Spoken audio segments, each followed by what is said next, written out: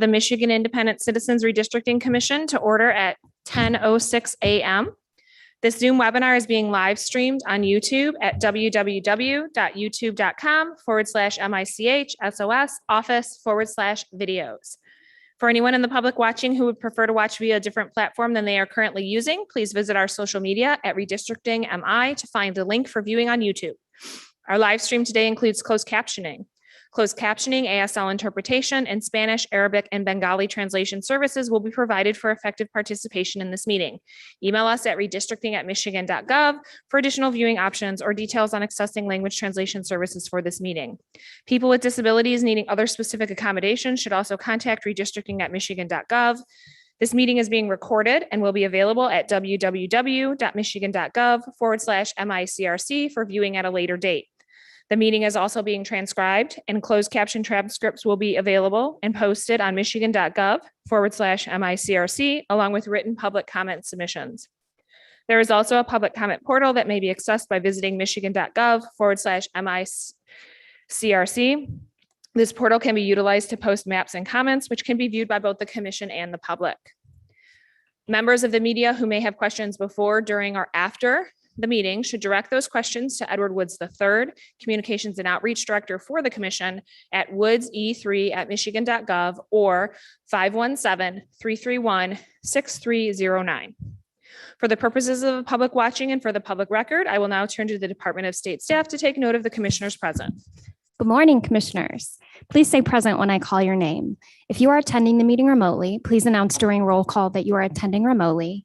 And unless your absence is due to military duty, please disclose your physical location by stating the county, city, township, or village and the state from which you are attending. I'll start with Doug Clark. Present. Juanita Curry. Present. Anthony Eade. Present. Brittany Kellum. Rhonda Lang.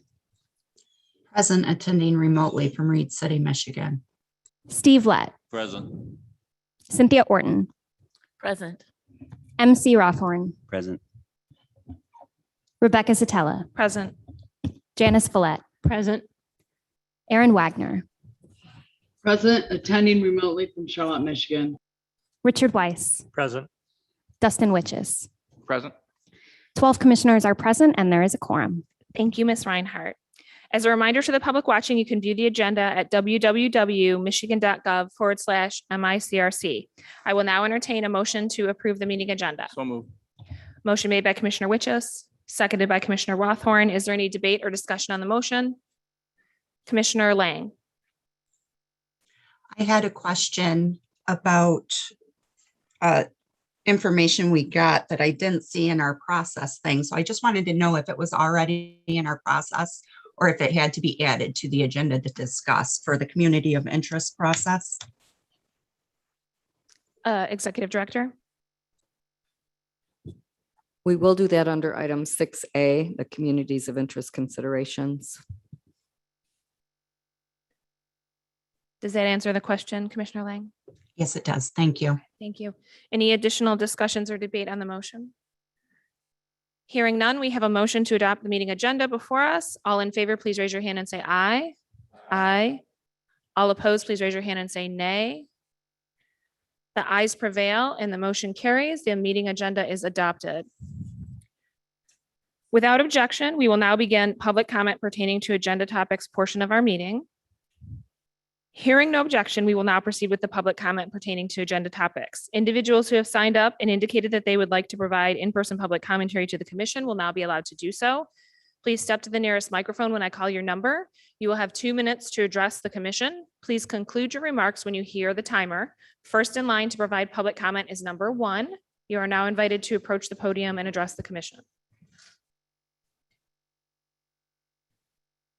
Good morning, everyone. Carlo Castiglione, Business Manager, Plumbers Local 98, Wayne, Oakland, Macomb, Brighton, Sanilac, Port Huron.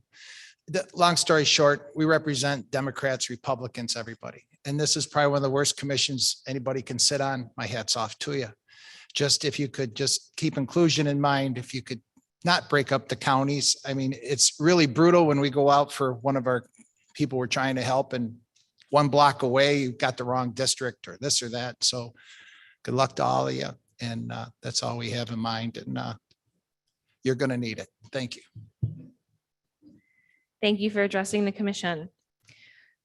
All right, that is our last live in-person comment. So we will move on to remote commentary. Individuals who have signed up and indicated they would like to provide live remote public commentary to the commission will now be allowed to do so. I will call your name and our staff will unmute you. If you are on a computer, you will be prompted by the Zoom app to unmute your microphone and speak. If you are on the phone, a voice will say the host would like you to speak and prompt you to press *6 to unmute. I will call on you by your name. Also, please note that if you experience technical or audio issues, or if we do not hear from you for 3 to 5 seconds, we will move on to the next person in line and then return to you when they are done speaking. If your audio still does not work, you can then email us at redistricting@michigan.gov and we will help you troubleshoot so that you can participate during the next public comment period at a later hearing or meeting. You will have 2 minutes to address the commission. Please conclude your remarks when you hear the timer. First in line to provide remote public commentary is Mr. James Gallant. Please allow our staff to unmute you.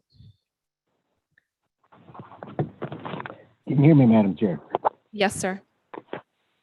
Okay, so this is James Gallant with the Marquette County Suicide Prevention Coalition. These are my opinions. And I see that there still seems to be a problem with the attendance and that there's no rule on that. And I did go back to the transcripts, which those transcripts are not verbatim. And some of the words are not the words that were spoken and some sentences are missing. But Commissioner Eads' statement that his proposal for a rule on the attendance, no, that they didn't vote on that. That he said it was voted on because the Bridge reported that he voted, his tweet said he voted on, they voted on that. But they didn't. So that's what's happening here. You're taking recommendations and you're saying, oh, well, we kind of voted on this, but it's straw polling because that's what happened. They discussed it for a while with no motion pending. And all of a sudden, oh, it looks like, oh, everybody's voting against him, so he withdraws his motion. Same thing you bullied Commissioner Clark to do a couple times. And please clarify Commissioner Wich's statements that the collaborative mapping process are rules. He said they were rules. This is how the rhetoric is used to change the perception of the members. Do you folks really think that this is the rules? Because this is a policy, and a policy does not supersede rules. There's a hierarchy. And Commissioner Lang stated in those transcripts, so if they're not right, please check them, is that you folks voted before you even got your draft rules of procedure in February. So you voted before that, early on. Commissioner Witcher said that. Commissioner Lang said that you voted that everybody has the same power. Everybody's the same. The chair has no more power than anybody else. And that's why Commissioner Witcher said that seems like a unilateral decision. Because that's what they said. Nobody gets a unilateral decision, but that's what the rules are. That's how the chair works. Even though Commissioner Lang says she knows there's a hierarchy of rules to keep order in the meeting, and there's one, but the chair, and you have sidebar rules that have been voted on, and you believe you have produced, but they're straw polling, and that is against the rules. You have to follow the rules, and please give Thank you for addressing the commission, Mr. Gallant. Next in line to provide remote public commentary is Bailey Hamilton. Please wait for the staff to unmute you. Hello, am I audible? We can hear you, yes. I tried calling yesterday but never received an invitation. I would like to say that Anthony Eid is doing an excellent job, and I think the attacks he's receiving on your comment portal are completely unfair. Mr. Eid proposing districts that are actually competitive and would create an electoral map that both Republicans and Democrats could potentially win, unlike the current Republican gerrymandered map that was approved by Governor Rick Snyder in 2010 that guarantees Republicans win every election, even if they lose the popular vote like they did in 2012, 2014, 2018, and 2020. He is also factoring the communities of interest that are being raised by individuals on your comment portal and is trying to avoid packing all urban voters into their own minimal districts, which Politics 101 would tell you results in a Democratic vote sink. I would argue that it is a bit worrying that Mr. Eid is the only individual on this commission so far who seems to realize that without those adjustments, this map would create yet another egregious Republican gerrymander, worse than what Rick Snyder approved 10 years ago. It's not partisan to insist that a fair map be drawn, which Commissioner Eid is absolutely doing. If he was actually drawing a Democratic gerrymander, as some on your comment portal accuse him of, I and many others watching would speak out immediately, but he's not. Mr. Ead's doing an exemplary job. And the reason his draft proposals seem out of the blue is because he is following public comments on your portal on how to draw a fair map using communities of interest instead of just drawing urban and rural squares. I think both this commission and the public should give credence to the proposals he is making instead of dismissing them or branding him as a partisan hack, which is completely unjustified. We should not be attacking somebody as partisan for simply insisting on a map that is actually fair. I implore everyone on this commission to recognize that making a currently gerrymandered map more fair is not gerrymandering. It is restoring competition and democracy as it should have been. Thank you. Thank you very much for addressing the commission. All right. That concludes our first opportunity for remote in-person commentary today. So we will now move on to second remote commentary. Individuals who signed up and indicated that they would like to provide live remote public commentary to the commission will now be allowed to do so. We will use the same process as the first round. First in line to provide second remote public commentary is Mr. James Gallant. Please wait for our staff to unmute you. Can you hear me now? Yes, sir. Okay, this is James Gallant, Marquette County Suicide Prevention Coalition. These are my opinions. And yeah, the past speaker kind of speaks volumes and volumes, 100,000 volumes. Because this community of interest thing is anybody can come up. This is what the voters, not politicians, and the legal women voters say they're going to do. They're just going to crowd people in and say stuff. And then people like Commissioner Eade are going to go, oh, look, somebody said something. I'm just going to do that. Look, because that's fair. That's not, no, that's a democratic democracy. And that's what you're trying to change us into. This is a constitutional democracy. And Commissioner Eade is not following the rules of procedure as provided by the Secretary of State, Robert's Rules of Order. And claiming he was the past president of the school body at Wayne State University, I think they were using Robert's rules too. And this is just, you know, you can't have fair maps if you do not follow the rules. So this is just wrong, because you need to have a motion for every map. Motion to consider it, and then you're going to call a question at the end. And what you're doing now, Commissioner Lett suggested you not use committee of the whole structure at the beginning, but this is committee of the whole structure. Everybody is only supposed to get 2 statements, 10 minutes each at a board meeting like this. And go to committee of the whole, you can go on and on. You can have more than one and work it out and bring a recommendation to the full commission. But you have people dominating it, and it is Commissioner Eade, and it is Commissioner Rothorn, and it is Commissioner Witches. And they, I believe, and they said that in the transcripts. I've been listening to the meetings. They said they've been working together. Oh, let's get together. We're going to lose the yeah, and they're going to slip it right in there. And this rhetoric that is being done when there is no motion pending, there is no immediately pending question. That is the fundamental tenet of the way we do it in the United States of America. And I believe that Commissioner Witches may have a higher loyalty to the parliamentary monarchy over there as his other loyalty to. And is he in a, you know, he's a Democrat now. He represents the Democratic Party, but is he in another political party in the Netherlands? They got about 30, 40 of them over there, and they have to work like this to get along and to make it happen. But we don't have to, because we don't have this. And this is bullying. This is institutionalized bullying. And I think the clerks of this state should get up and say, thank you for addressing the commission, Mr. Gallant. This concludes our public comment for this morning. However, I would like to mention that all emails and public comment is provided to the commission before each meeting, and commissioners also review the public comment portal on our www.michigan.gov/MICRC website on a regular basis. So we appreciate everyone who provides public comment in whatever way they choose to do so, and we invite people to continue sharing their thoughts, communities of interest, and maps.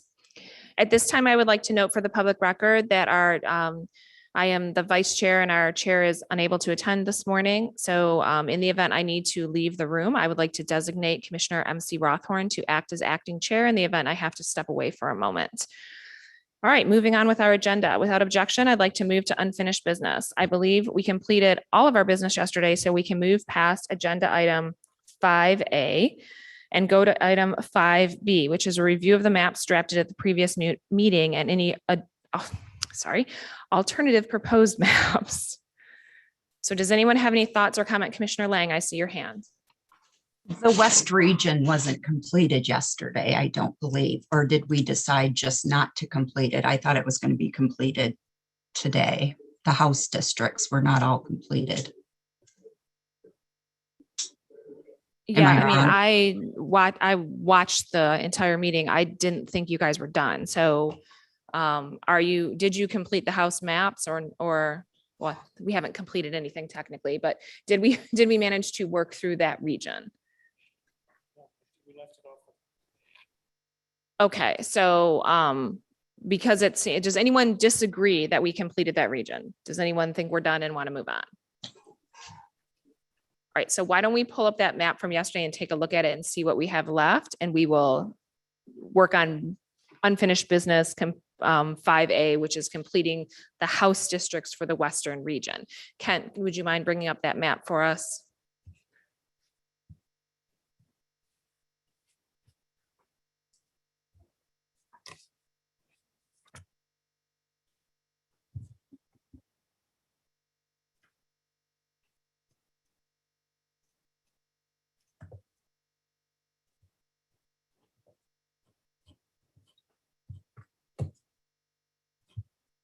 I'm going to need a moment to bring it in because this was built by John on his machine and it was sent to me. So now I need to import it in.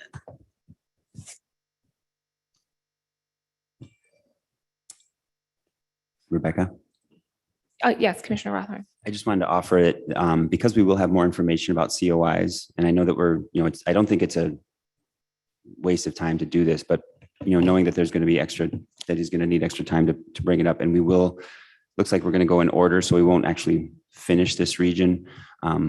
We have draft maps that also aren't finished. I guess I'm okay with sort of moving on, recognizing that it's unfinished and that we will be coming back to it later because of the COI. We'll come back to it with more information, right? The COI information. Tomorrow, we're going to have more racial and demographic information and analysis. And so I guess I'm just offering that if we want to continue mapping this with more information, we don't have to use it as old business. Well, I would suggest a motion then. Because we have it on our agenda and it is unfinished business. So if we want to move on with it, and because it seems like there might be a difference of opinion, I would suggest we put it as a motion. Commissioner Clark. Yeah, I would rather stay consistent with what we've been doing and not deviate from it. And we've got just a small piece left anyways from the west. So let's complete it as we've done all the others. Thanks for that input. That's what I was kind of looking for, discussion. Okay. All right. Any other thoughts on this topic? All right. So we will just look at this map, see where we're at. I believe you left off with Commissioner Eid. Is that accurate? Was that? I thought Commissioner Eid did the first drawing in Grand Rapids. So, or did you cycle all the way back around again? Madam Chair. Yes. My notes indicate that Commissioner Curry was the final commissioner to participate yesterday. Okay, thank you. So it would go on to Commissioner Eid.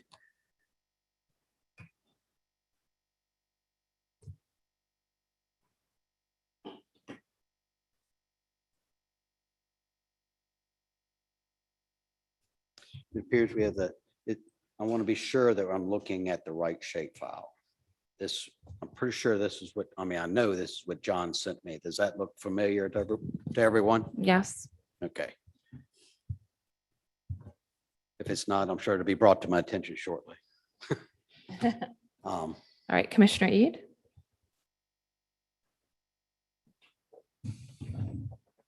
Okay, so it looks like we have two areas left. The area directly north of Grand Rapids and all the cities surrounding Grand Rapids.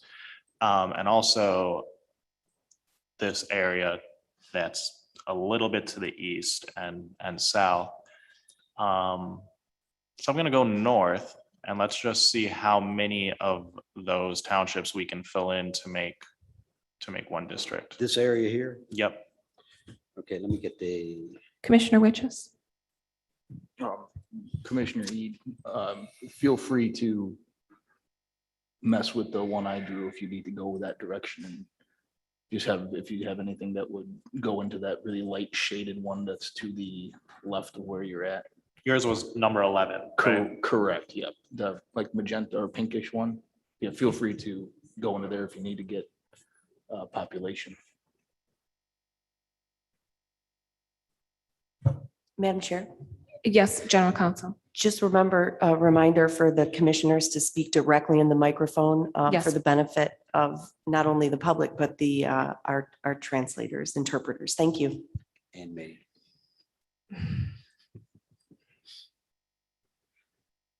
Where am I starting? Who's speaking first? I'm sorry.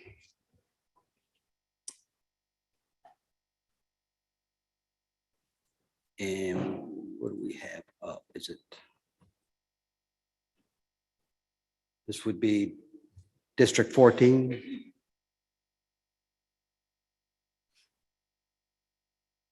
Okay, so let's start with Alpine and the remainder of Plainfield.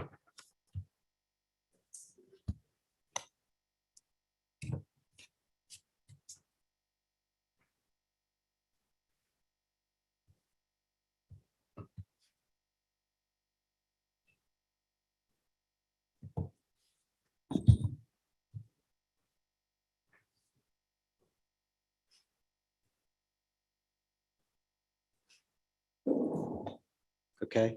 Can we make this a different color just so it doesn't Yes. contrast with two?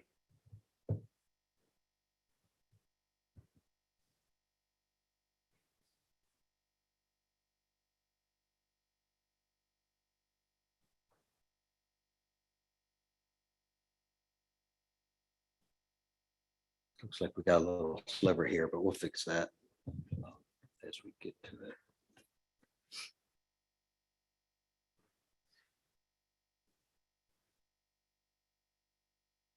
Okay, then let's go north to take those 4 townships above. Rockford included, Yeah, and Cedar Springs. that area. Mhm.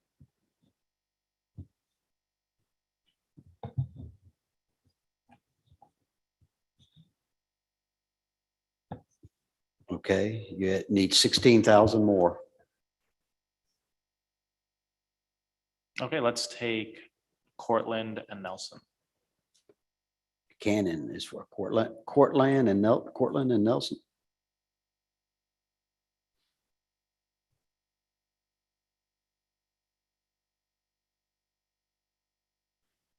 You're now 2,400 short.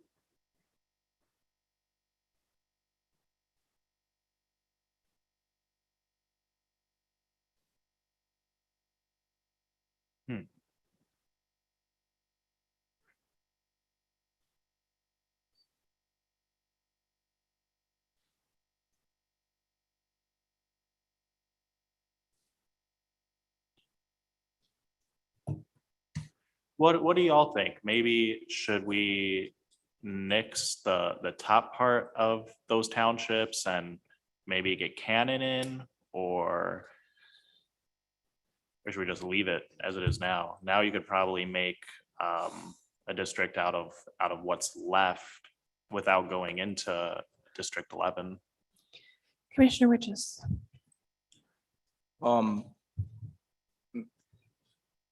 Trying to figure out how I want to word what I'm going to say. Wouldn't the townships that are closer to Grand Rapids align more with Grand Rapids? So wouldn't those suburbs want to be lumped together as opposed to going with the northernmost 3? Just a thought. I'm wondering if it would make much sense to have another district on the right side of the Grand Rapids area that just grabbing that one township that's at the bottom right corner of what it is that you're drawing now. Yeah, we could try it. If I thought that the suburbs of Grand Rapids were south, so Byron, Gaines, and Caledonia, and I thought north of it was more of the farmland. But You're correct. I might be wrong there. So actually, I was trying to make a more rural district out of these. But look at the populations in those northern suburbs, though. Cannon, Plainfield, Alpine, they're about the same as Gaines, Caledonia. So I think those are more suburban, Yeah, because you wouldn't have those population counts if it was rural. right, right. Okay, so let's.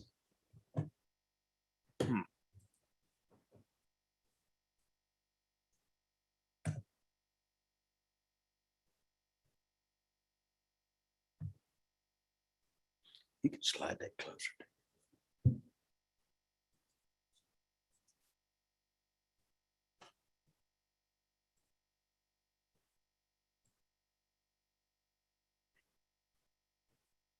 Okay, we're down 2,400.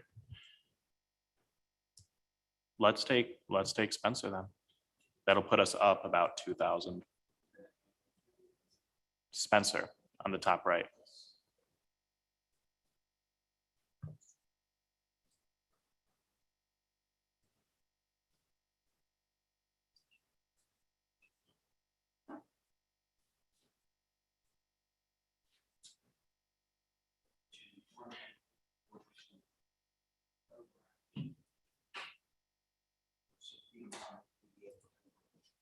Okay, I'm good with that for now.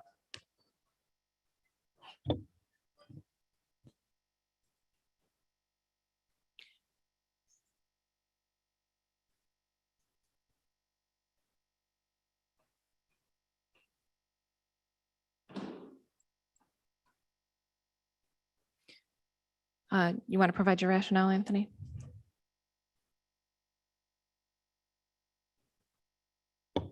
Department of State, do you need more from me? Or are you good?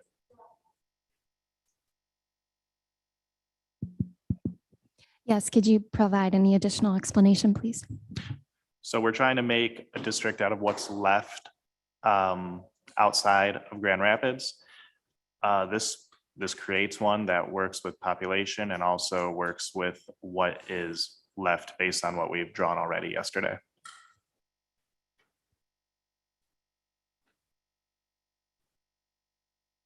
All right, if there's no additional comments for Commissioner Eid, Commissioner Lang, it's back to you for the next district. I would like a copy made, please. She would like a copy made. Can you create a clone?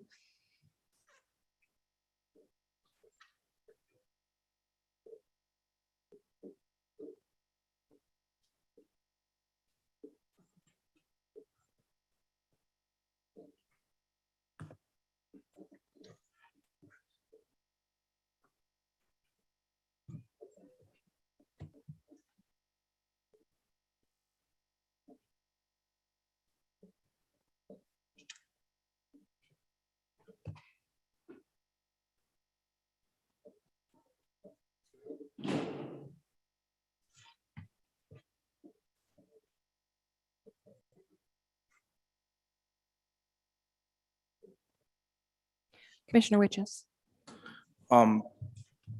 Yesterday, we took the region lines off at this particular point, and I'd like to potentially have that done again.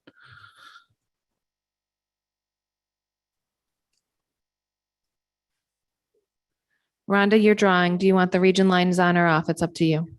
Honestly, it doesn't matter to me at this point. The things that I want to adjust are within the region, so they can be removed or put on.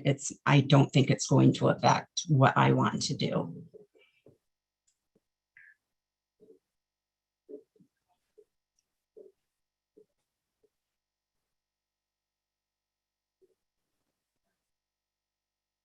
The new plan is being generated. It'll come in empty, then we'll import that shape file. So we'll have the second or the version 2.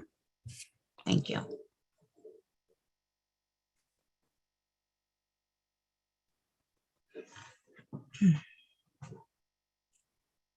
And it's that even though it says SD.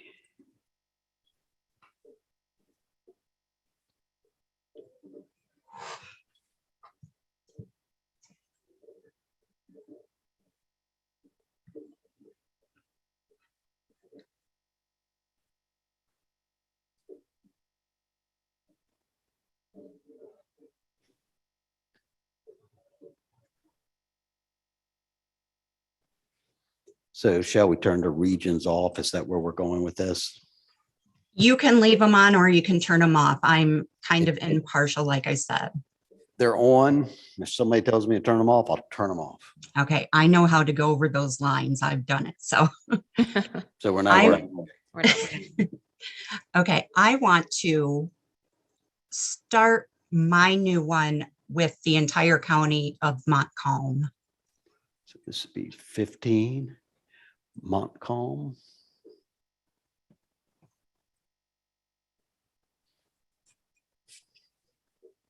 There's the single county. Okay. And that has 66. Okay, what was the population of the top 4 in Kent County that were just done? These 4 right here. Yeah, the top, yes, those 4 townships. What was the total population for that? Let me change this real quickly. And the town that's in the middle of it, Cedar Springs. You want to include that? Yes. Excuse me. That population right there is 24,202. Okay, if we took, That would put you right at the ideal population. oh, it would. Do that, please.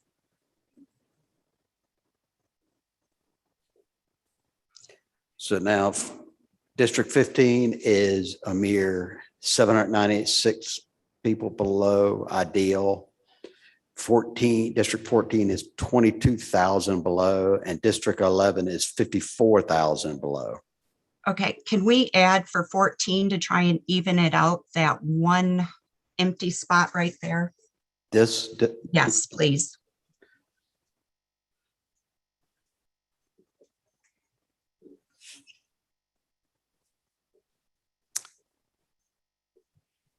Now 14 is 8.9% low, 8,000 people. Oh, these 2 townships together would be approximately 10,000.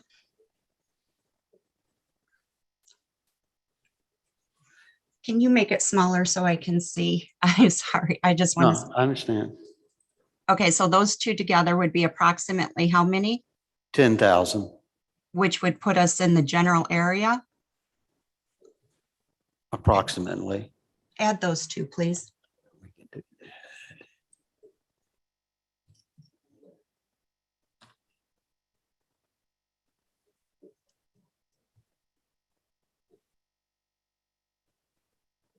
District 14 now is 1.94% high, 1,781 persons.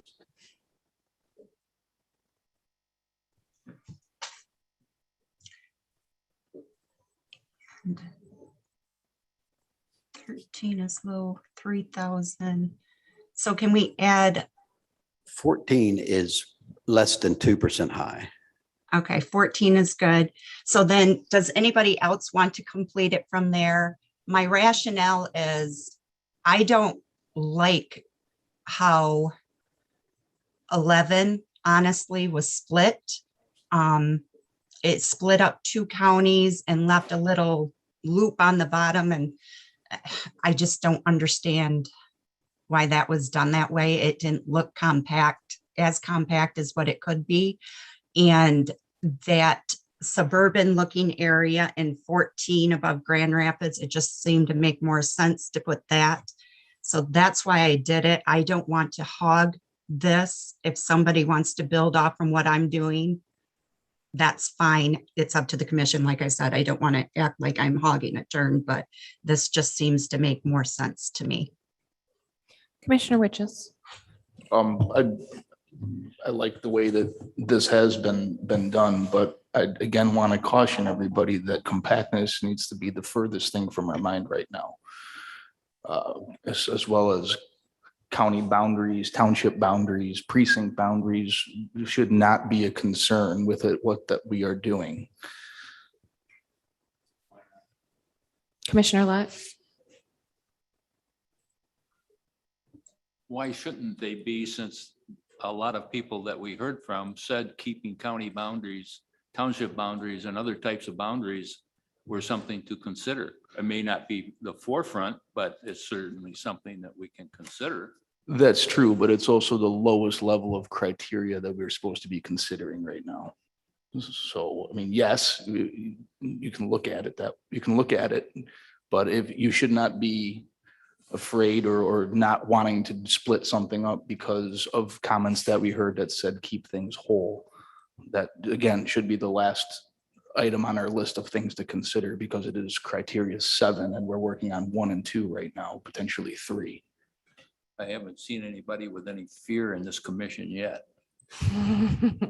Wrong choice of word, I suppose, but it still shouldn't be something that is considered at a very high level. Commissioner Orton and then Commissioner Lang. I see what you're saying, Dustin. We know that it's number 6 on the list, the county boundaries, but we did hear a lot. I think 7 is compactness. Yes, 7 is compactness, 6 is 6 town is county boundaries. boundaries. So, but we did hear a lot of public comment in our public hearings that they consider their county their community of interest. So we need to take it into consideration for that reason.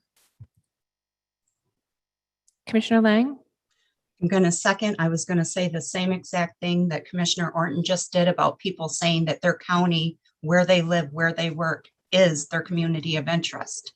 So, and we just had public comment. Our first speaker today talked about counties and keeping them together. So I'm for it. I think it looks better personally, and that's the change I want to make. Like I said, everybody's entitled to do their own. And if somebody wants to work off from what I did, that's great. If you want to go back to the other one, that's fine too. Commissioner Eid.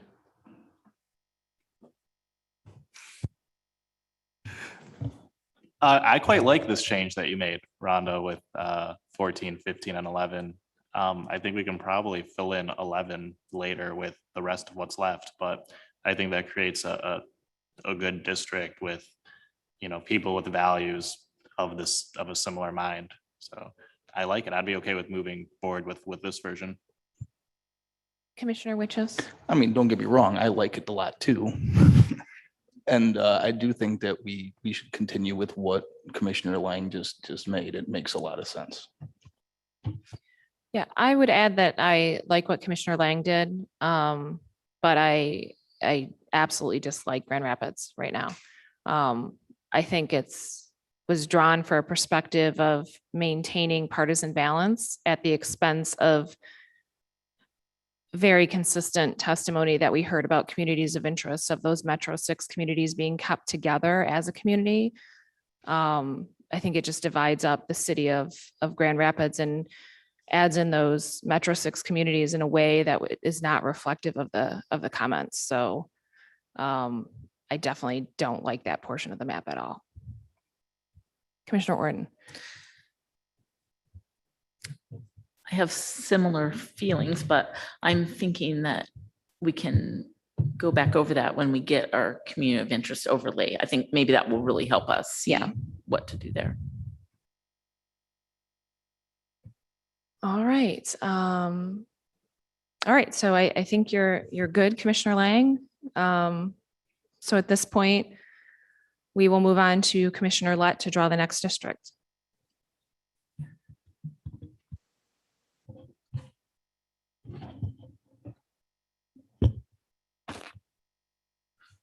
Zoom out for me.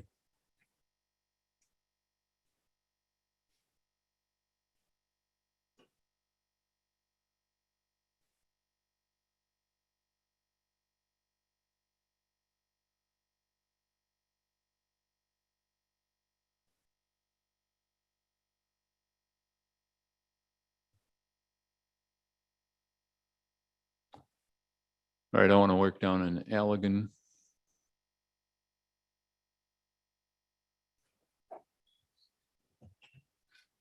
District 16. Yeah. The whole county is 120,000.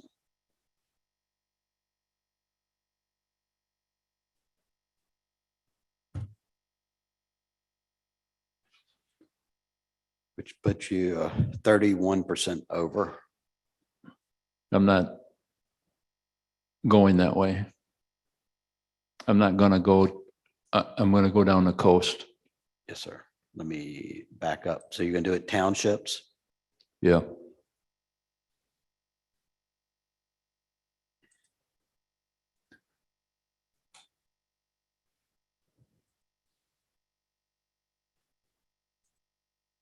Starting at Laketown. Show me what it would be 8 townships between the county, yeah, And Saugatuck or yes, Douglas. Saugatuck and Douglas. That area contains 30,000 people. So you still have quite a ways to go. Okay, take in South Haven directly to the south.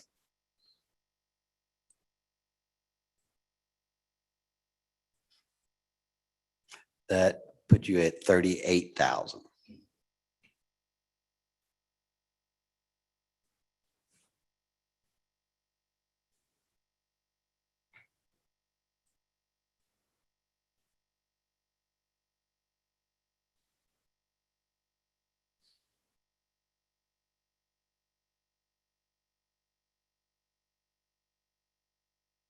Is this the area?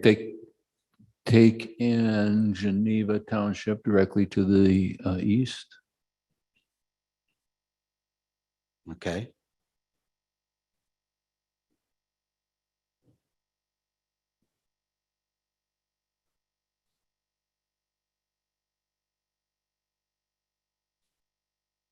You're 49,500 short.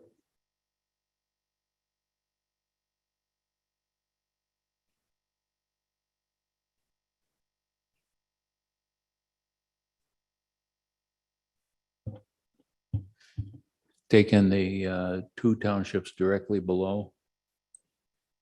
With or without Bangor. That's 4,500. Select it. With Include Bangor. With Bangor. That's 6,400 people. Where's that put me? You're still going to be roughly 43,000 short. Well, a lot of people over there.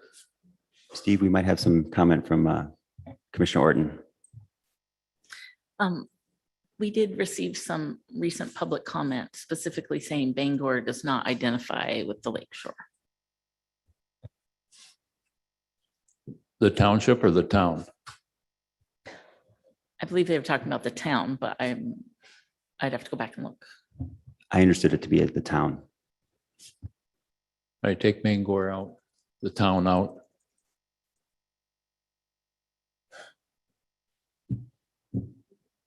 Done. You're 54,000 short.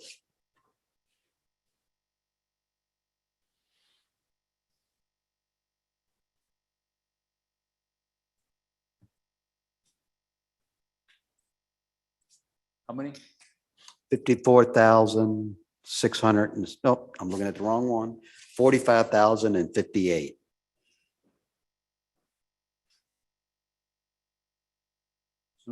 Zoom out, please.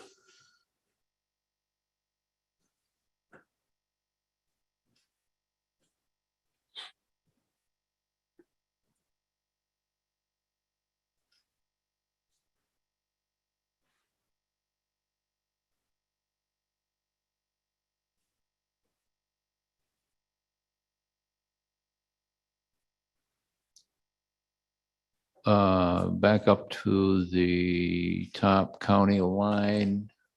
Up here? Yeah, I think that's where you're at.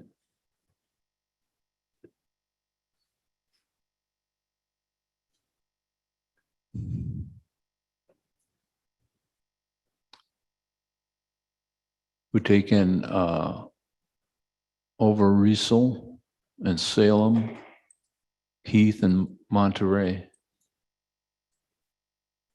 That's 14,000. That's going to put you approximately 31,000 short. And Valley and Allegan. And the town, Yeah.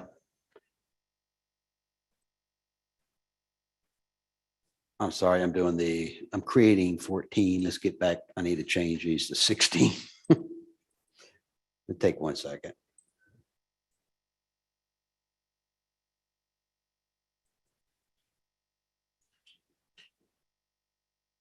Okay.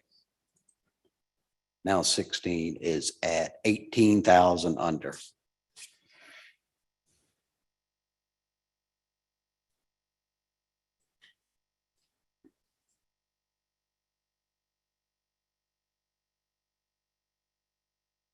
Zoom back out.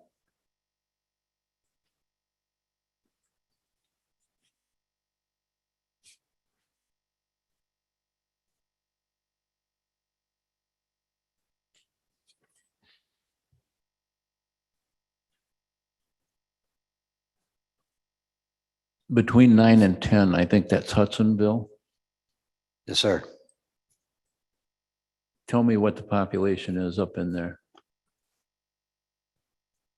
Jamestown, this township here is 9,600. Zeeland is 17,000 plus. So we got 17,000 plus in here, 9,600 here, 7,600 there, 54,000 in Georgetown.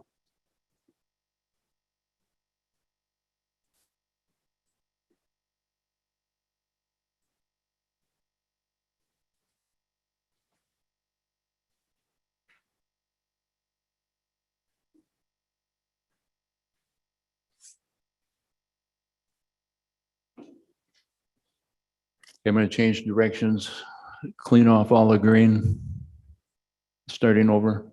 Starting over.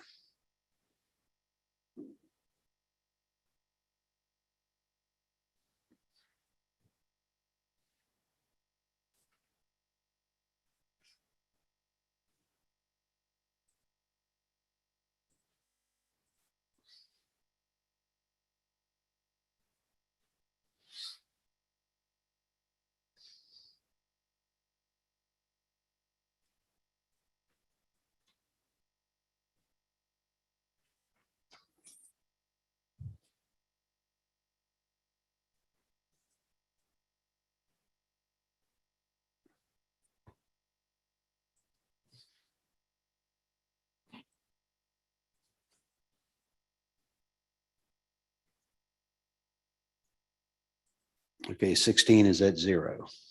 Okay, I'm going to go back up Kent, did between you- 9 and 10, add those in. Kent, did you see that part of 1 disappeared when you unassigned that county? Oh, Holland. Yeah, I Yes, it think did. the Ed of Holland was with that. Yep. Thank you. Let's get that back in there. Assign that to 1.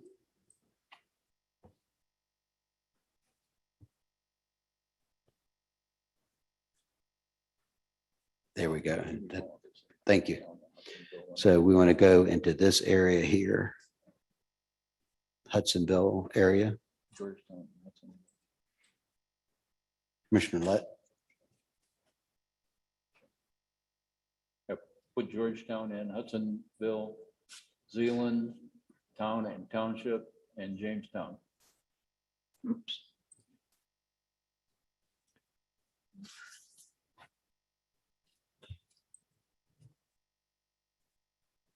Is that what you? Yeah, right above it, Georgetown and Hudsonville and Georgetown. Okay.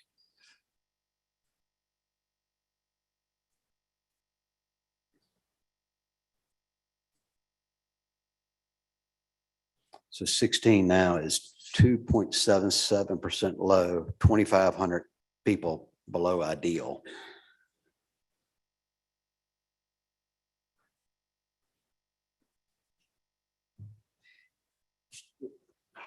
Zoom back out. Yeah.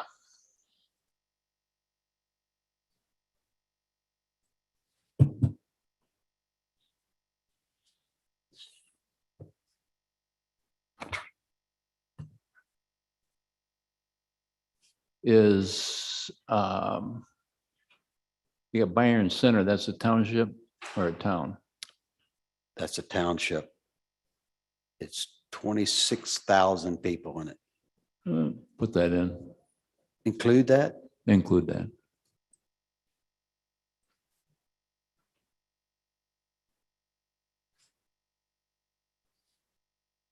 Now you're 24,000 over. Print's too small. I thought it was 2,600. Take it out. I thought so. So I'm gonna leave it there.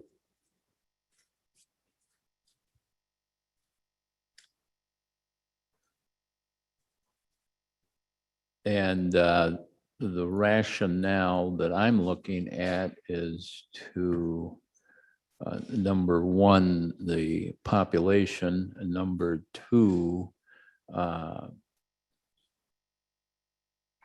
keep New Zealand Township and town together, Georgetown and Hudsonville together appears to be, to me, would be likely communities of interest.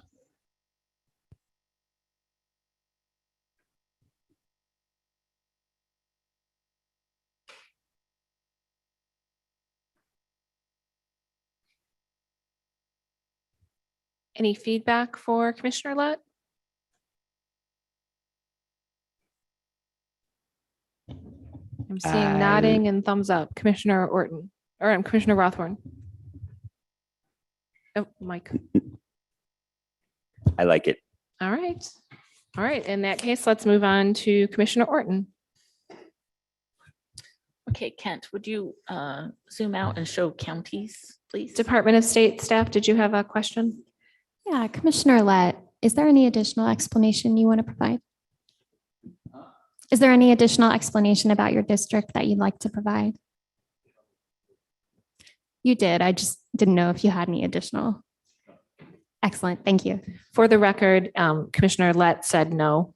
He didn't have his microphone on. And I'm just not sure the ASL interpretation heard that. Commissioner Orton.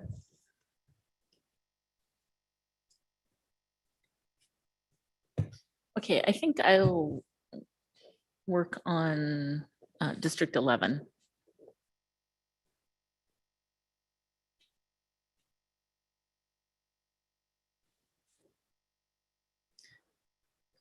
So select all of Ionia Township, please. Yeah. Can we change the color to a darker color?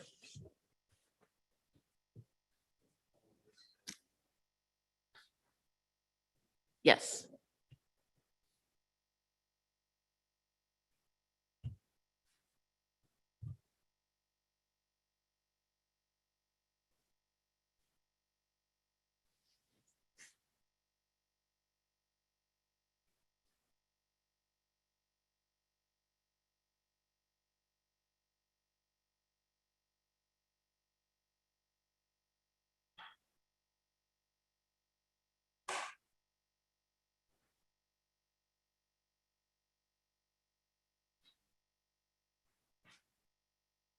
Can it be a little darker? Just more contrast from white. It's hard to see.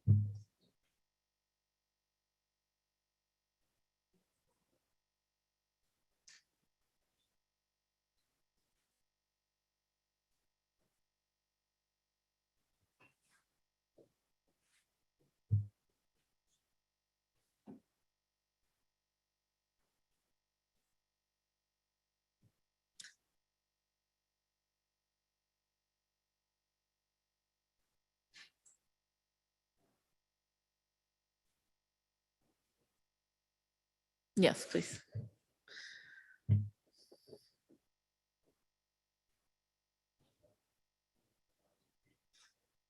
Okay. Let's see. Okay, take the, where your cursor is, the 3 down there. I'm sorry. Yes. That area is 18,000. You'll still be 6,000 short. Okay, add that, please.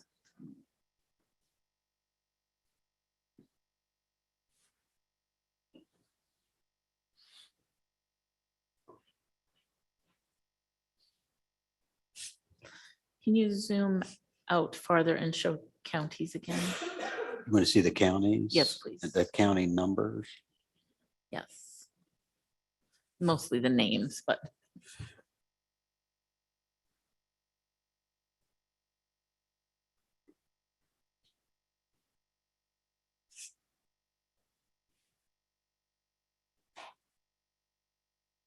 You're 6,000 people, 6,000 plus people short. okay.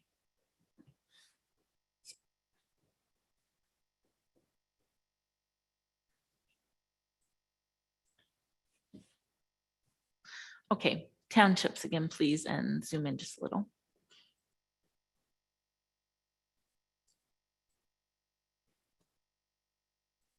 What area are you? So I want to see the south and the east side of that. South and the east, which Mm-hmm. would be approximately that. Yeah. Thank you.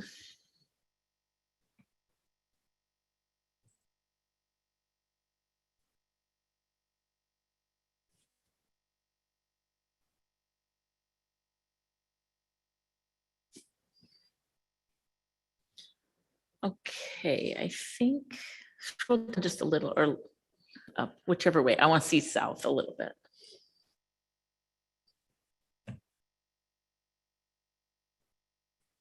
You could take all these, any combinations to get the 6,300. Does anyone, You could take know this combination area? of these to get your 6,300. yeah. Does anyone know this area and think we should go west or south? I think they're both pretty rural either way. So it's just whichever you'd prefer. Okay, I think.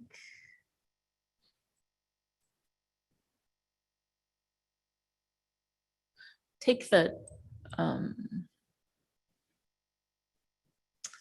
the top three to the, yeah, right there, those. Up here? Yes.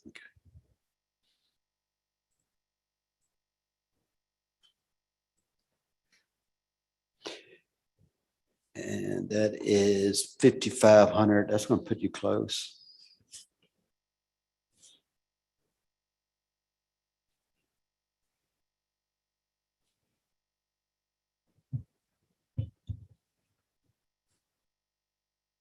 Commissioner or Rothorn. Cynthia, I remember, I want to commend you. I think this is I do think Westphalia and Portland do associate, and I do think that's a good choice what you made. And I think that I'm almost certain there's a school district, Powama, Westphalia, which is sort of Lansing area, but I think they associate with the Portland city. So I think that's a good choice. Okay, good. We'll hear about it if it's not, I'm sure. Okay, District 11 is 908 people short, or less than 1% under ideal. I'm gonna leave it there for now, and I'm sure we can fix that when we tweak things up. Yeah. Commissioner Witches. I really like the symmetry of it too. Well, thank you. It's a nice drawn district. Hopefully the citizens like that. We'll see. So my rationale is this is the area that we need to move in, one of the areas we need to fill in. And I felt like these townships or this area was all similar, hopefully, and population.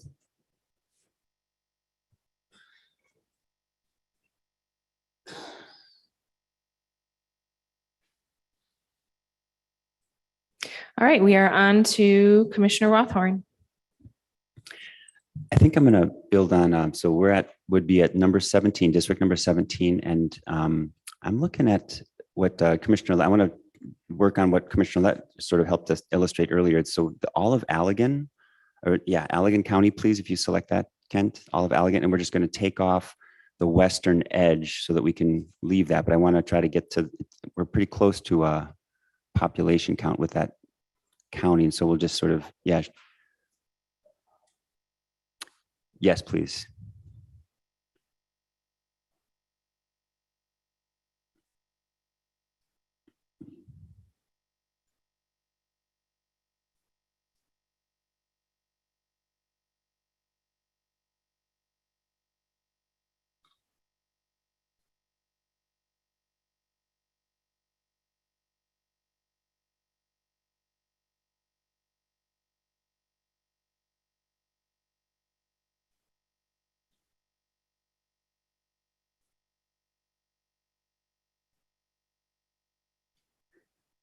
You want to unassign some of the right-hand side. Correct. I want you to townships? take out about 21,160, please. And we'll select. From the western edge. Nope, nope, nope. You're on the eastern edge there. So we're Oh, going to from the unselect from the western western edge, please. Yes, thank you. I was doing it other way. Yeah. So.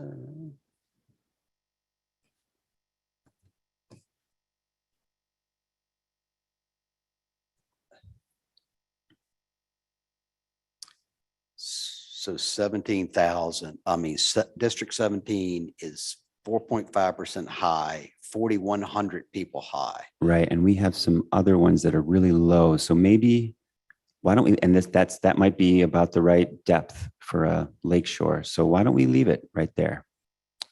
And my rationale really is to try to keep Allegan County as intact as possible while preserving a little bit of lake shore. Any questions or comments? Oh, breaking things. All right, well, we will move on to me to do the next district. So can you back out a little bit? And then just kind of, I want you to go in below Grand Rapids.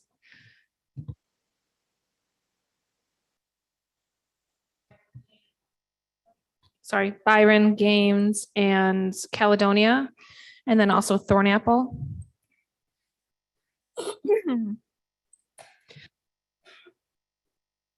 That's 80,000. 80,000. Okay. Can you scroll down a little bit to see what's around there?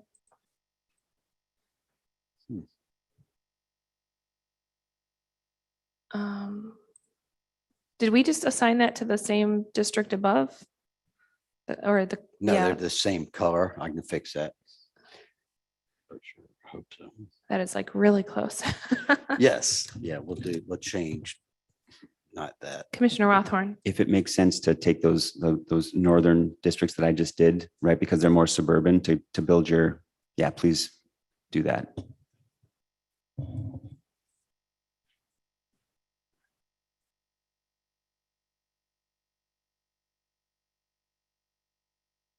So now 13 and 18 or somewhere, so. All right, so we're at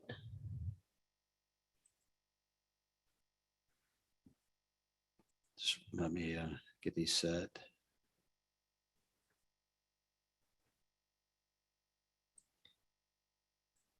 Uh, 11 is, well, no, you're not doing it. 18 is 10,000 people low. okay. So I want to bop into MC's district a little bit and take Layton and the city of Wayland.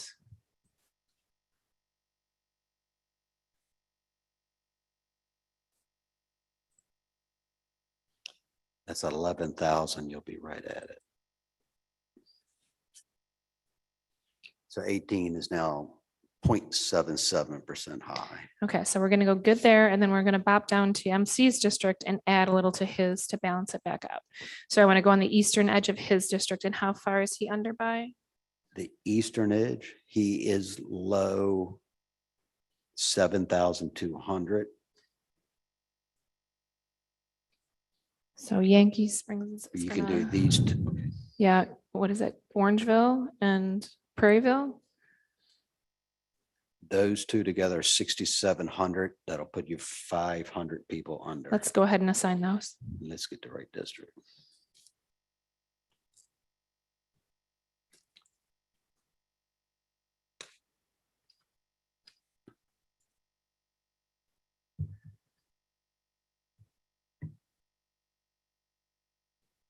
Okay, so 17 is now 528 under or less than 0.6%.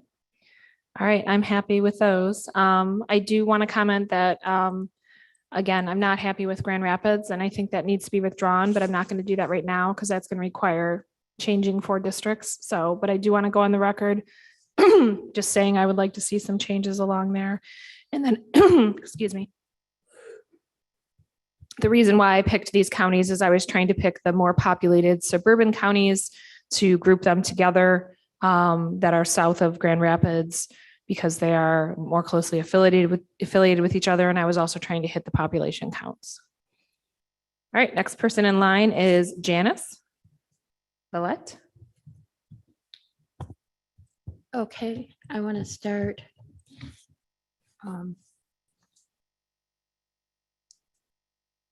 Below 11, take all of what's left of Berry.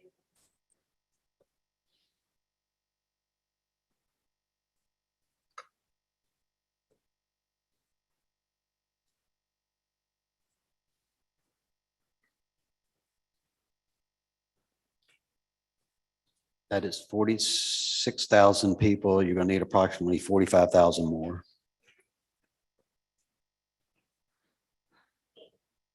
So let's take Sunfield. This area here, Yes, that's 9,000. You're still going to need 35,000 more. and then Roxand and Chester, all the way down to Walton.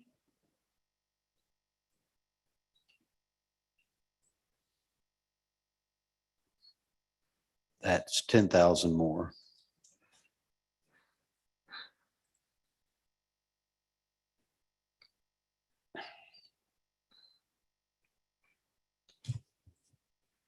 You still need 26,000. I know that's not Charlotte, where I come from, that's Charlotte, but y'all pronounce that. How do we say it, Aaron? Pardon? It's Charlotte. What did you say? Charlotte. I'm just thinking this is Commissioner Wagner's area and she might be able to help you. Yeah, it's Oh. Commissioner Wagner. I see her. Did you have any comments or suggestions for Commissioner Villette about the Charlotte area? We already did the Charlotte area 2 days ago. In fact, practically everything we just did in the last couple commissioners has already been done. We did, however, miss some western counties that are right under Holland, or townships that are under Holland that were not included on the map 2 days ago. So you're in the area that we've already done. And that's But it's okay, gonna because be- we're gonna overlap the maps. So, Yeah, yeah, no, you are correct, Commissioner Wagner. So we are overlapping into other, go ahead, Commissioner Wagner. I'm sorry, I'm not trying to interrupt you. I was just gonna say, we've missed those two townships in the far east or west side, right underneath Holland. We've missed those.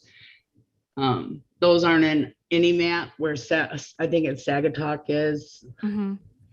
and right beneath Holland. So Lake Town and Sagatuck, I don't think we included in any map. I'm confused. She's talking about Sagatuck and. Yeah, so she, basically what Commissioner Wagner is saying is that when we did the map for the Lansing areas, we included Charlotte and the surrounding townships. So you're sort of bleeding into that, which is fine. You can do that on this map too. It's not a big deal. But she's suggesting that maybe you should look at the lakeshore instead, because that lakeshore townships lining the lake have been left open.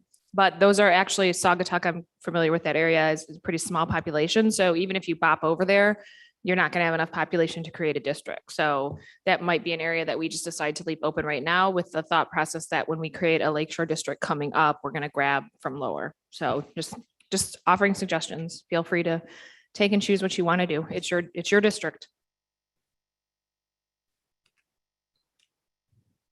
And was that an accurate summation, Commissioner Wagner? I just want to make sure I'm summarizing what you were trying to say. It was. Thank you, Commissioner Zatola.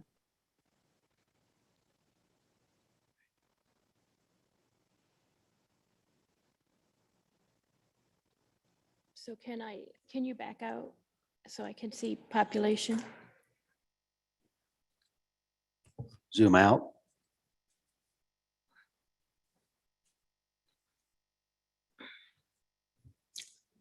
What more do you, I wanted to see population. okay, zoom in. Pardon? Oh, sorry. That's right. I said it backwards. What do we want to look at? This area? Yes, Okay, and I need 26,000. correct.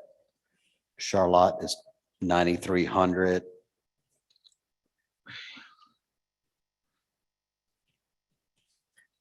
So are we saying that Charlotte and Carmel would be better together than? I guess I don't understand what Commissioner was saying. She said that we'd already mapped these in another map. Yes. Oh, Yeah. so she's suggesting that I don't map there. Commissioner Wagner, did you want to clarify? Charlotte is basically almost a rural suburb of Lansing. We're only 17 miles from Lansing.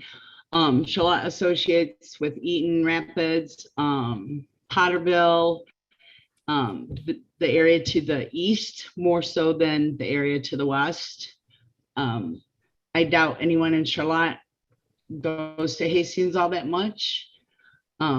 They tend to go to Lansing instead to work. So I think anything you include from Charlotte over isn't going to mesh well with the public, but then, you know, who knows? I could be wrong, but I think I would go south. Yeah, I was just From going to suggest Bellevue that go south to like instead of- Pennyfield and Bedford. You can pick up some population there. Go ahead, Commissioner Lett. Okay, so let's take out those 4 by Charlotte. And I'll go south. The Roxland, Chester, Carmel, Okay. Walton. Commissioner Orton. Not to complicate things, but Bedford and Penfield are very closely related to Battle Creek. So, I mean, you can always just stop too, Commissioner Villette. I mean, we know that we carried over this line the other day. So, you know, some of these counties are going to bleed into the other map and be absorbed, and then we can adjust it. So you can always just stop. You don't have to, you know, it's just, this Okay, can just then be I'll what you're intending. I Okay, mean, then I'll take your suggestion and stop. Huh? all right. You want to provide your rationale? Well, I was just trying to do the population. And then my commissioners told me that Charlotte shouldn't belong with the group that I was doing. So I took them out. And frankly, I don't know where to go from here. All right, thank you. So at this point, we're moving on to Aaron Wagner, but we only have that little slip left of the lakeshore. So do you want to do a district or do you want to save that for later? I mean, you can do either. It's your prerogative. I was going to suggest we wait and marry the maps together and let's see where we are and correct the flaws at that point. Okay. All right. I think that's perfectly reasonable. Any comments or discussion on that? All right. I'm seeing thumbs up around the room. All right. So now that we have concluded that portion of our new business, or I'm sorry, our unfinished business, item 5A, we can move on to a review 5B of the maps drafted at the previous meeting and any alternative proposed maps. Is there any comment or discussion around what we have done so far? Any thoughts? Commissioner Lang. I'm going to, we don't hear this very often. I'm going to kind of agree with what Commissioner Zatella said earlier. I'm looking at the Grand Rapids funds and some of the public comments, which I mentioned yesterday. I've seen multiple that talked about Hudsonville, Jenison, and areas like that being a community of interest. So I would probably want to go back and look at those specific areas again too for the Grand Rapids map. So I just want my voice to be known on that also. See, we're not as different as you think we are, Rhonda. All right. Any other comments or concerns? We need to deal with a few Discontinuities and go ahead, check that. Got a little nugget in there and will appears to be there too. Yep.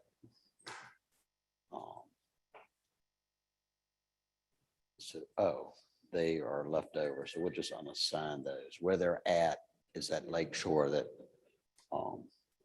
we were not fooling with. So let's just unassign these. All right. So Mr. Kent is working on just checking our plan for any errors so that we can correct any areas that we inadvertently failed to assign or that we have discontinuities where we have segments that are separated from districts that we have drawn. Obviously, we know the shoreline is open because we deliberately left that open. But we're just fixing those little plan errors to correct them.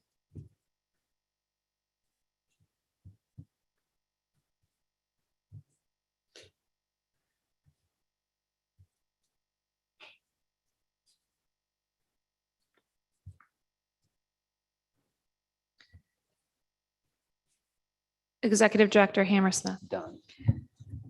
I have a question. I'm wondering if the commissioners want to see an overlay of the maps that have been drawn to date, just to kind of have that picture of where we are. Yeah, And I think that would be helpful. Commissioner Orton. Yeah, I would really like to see that.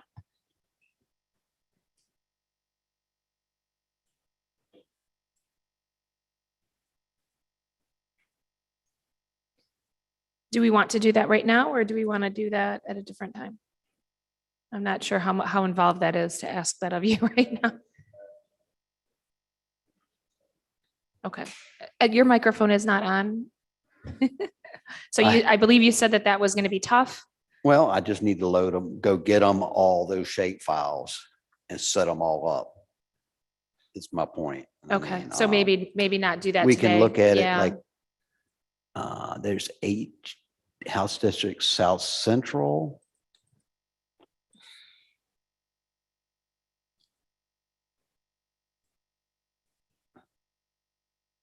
That's Commissioner Orton. Maybe if we have time after the lunch break or Yeah, tomorrow. I mean, I think that makes sense. We don't need to do it right now if it's going to be involved. But you can see that, I mean, now that I've loaded the South Central right here, which was done August 24th. So those are the red lines. Those are the red lines. You know, you have a little bit right there. Now we could load into Southwest. Commissioner Rothorn. And Kent, it would be useful to maybe, I don't know if we need to see them, but if we have alternates from the 24th, that would also be useful for me just to sort of figure out Yeah. like how many versions of each day are we tracking, or do I need to remember track on? That would be useful as well. Here's what version HD, what we did Commissioner August Orton. 30th, which is the Southwest. That's more red. It comes up into here. Yeah. Kent, would it be possible when you're showing us all the plans together to have them? Each different color. Yes. Yep. that's- I was just going to say the same thing. It's, yeah, one thing at a time. All we can do, okay. So here's the South Central from August 24th. And some of the stuff we're going to have to turn off so we can keep up with it all. Okay. That's helpful. Thank you. I'm getting, yeah, we just have to kind of pick through them one at a time. And what is the green? And let me get them all. So we're going to have, yeah, we'll have. Commissioner Orton, did you have another comment? So right now. Maybe you can just work on this, getting them all for us. Yep. While we move on. Yeah, I think we're going to move on while you work on this. Well, So now if you we want ha- to, We have them. Now I Oh, can bring yeah. up the Northwest too, but I think we're going to do that today anyway. okay. So the red is the Southwest. It stays, let's see how we can better view these. I'm guessing green is maybe Lansing area. Okay. This is the HD. So we'll start on one at a time.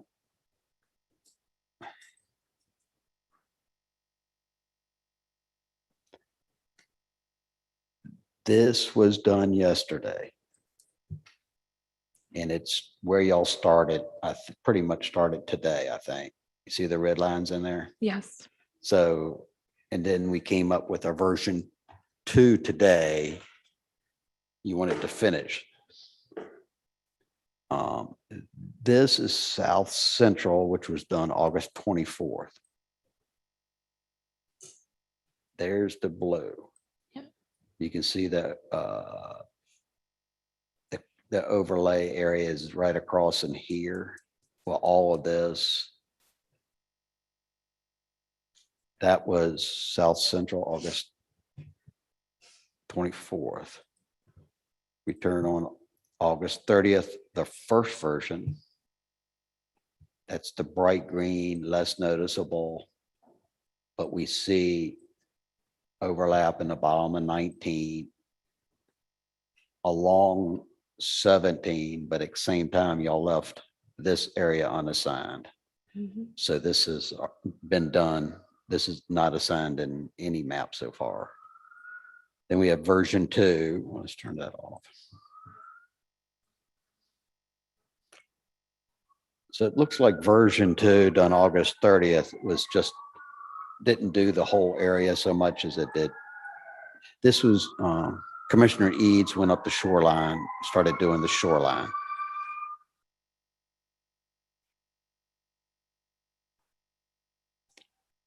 Yeah.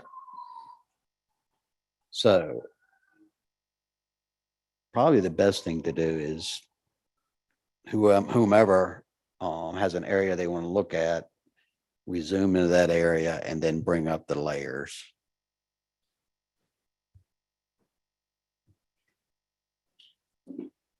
All right, any comments or questions about what we're looking at right now? Okay, if not, then we will move on to the next item in our agenda, which is our new business. 6A, communities of interest in regions where maps have been drafted. Without objection, I will ask our Executive Director Hammersmith to provide information about the draft document, COI and public comment considerations, version 8.31. Hearing none, please proceed, Executive Director Hammersmith. Good morning again, everyone. There were several staff yesterday working diligently to try to make sure that we could look at communities of interest, especially those clusters that have been identified where there are many comments in a same region, similar comments in a same region. As you know, the initial process didn't seem to be working very well. So a new process was drafted for your consideration and sent to you last evening. I want to go through that process very briefly. It's not a long process, but as you are aware, there are public comments from many sources to take into consideration. So those are those comments on the public comment portal. And I think this work to accumulate the clusters will help streamline the work of the commission. So you can look at other areas where there are public comments and make sure that we're taking into account what has been heard from people, no matter how they comment, whether written or emailed or verbal comment in a meeting or the remote public comment or through the public comment portal. Again, the communities of interest definition, more for the public, I think you probably know it by heart by now. However, communities of interest may include but shall not be limited to populations that share cultural or historical characteristics or economic interests. Communities of interest do not include relationships with political parties, incumbents, or political candidates. And I would also mention that in that same paragraph, we are asked to take into account the diversity of the state of Michigan. The final COIs are ones that will be incorporated into maps. And there are lots of proposed COIs, which basically are any submission you have received. So what is being proposed in step 1, we would look at the COI report. That cluster of comments will be displayed over the selected region, as well as individual COIs can be brought up or will be brought up within that region. So you can ask then Kent, who is mapping with us today, to see plan ID, whatever that you want to see to look at that. Also, the full report has been emailed to you. I believe when I sent it last night, it was probably the third time it had been sent out, but I wanted it, with your meeting information. And in that report, you will find a description of each cluster. That's at the beginning.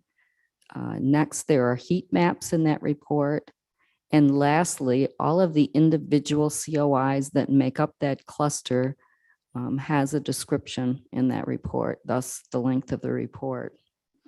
We're going to look at the clusters sequentially in numerical order by the regions then. So in order to facilitate the process in a more timely manner, we felt let's start with the Upper Peninsula, Northeast and Northwest. There are only 4 clusters to review.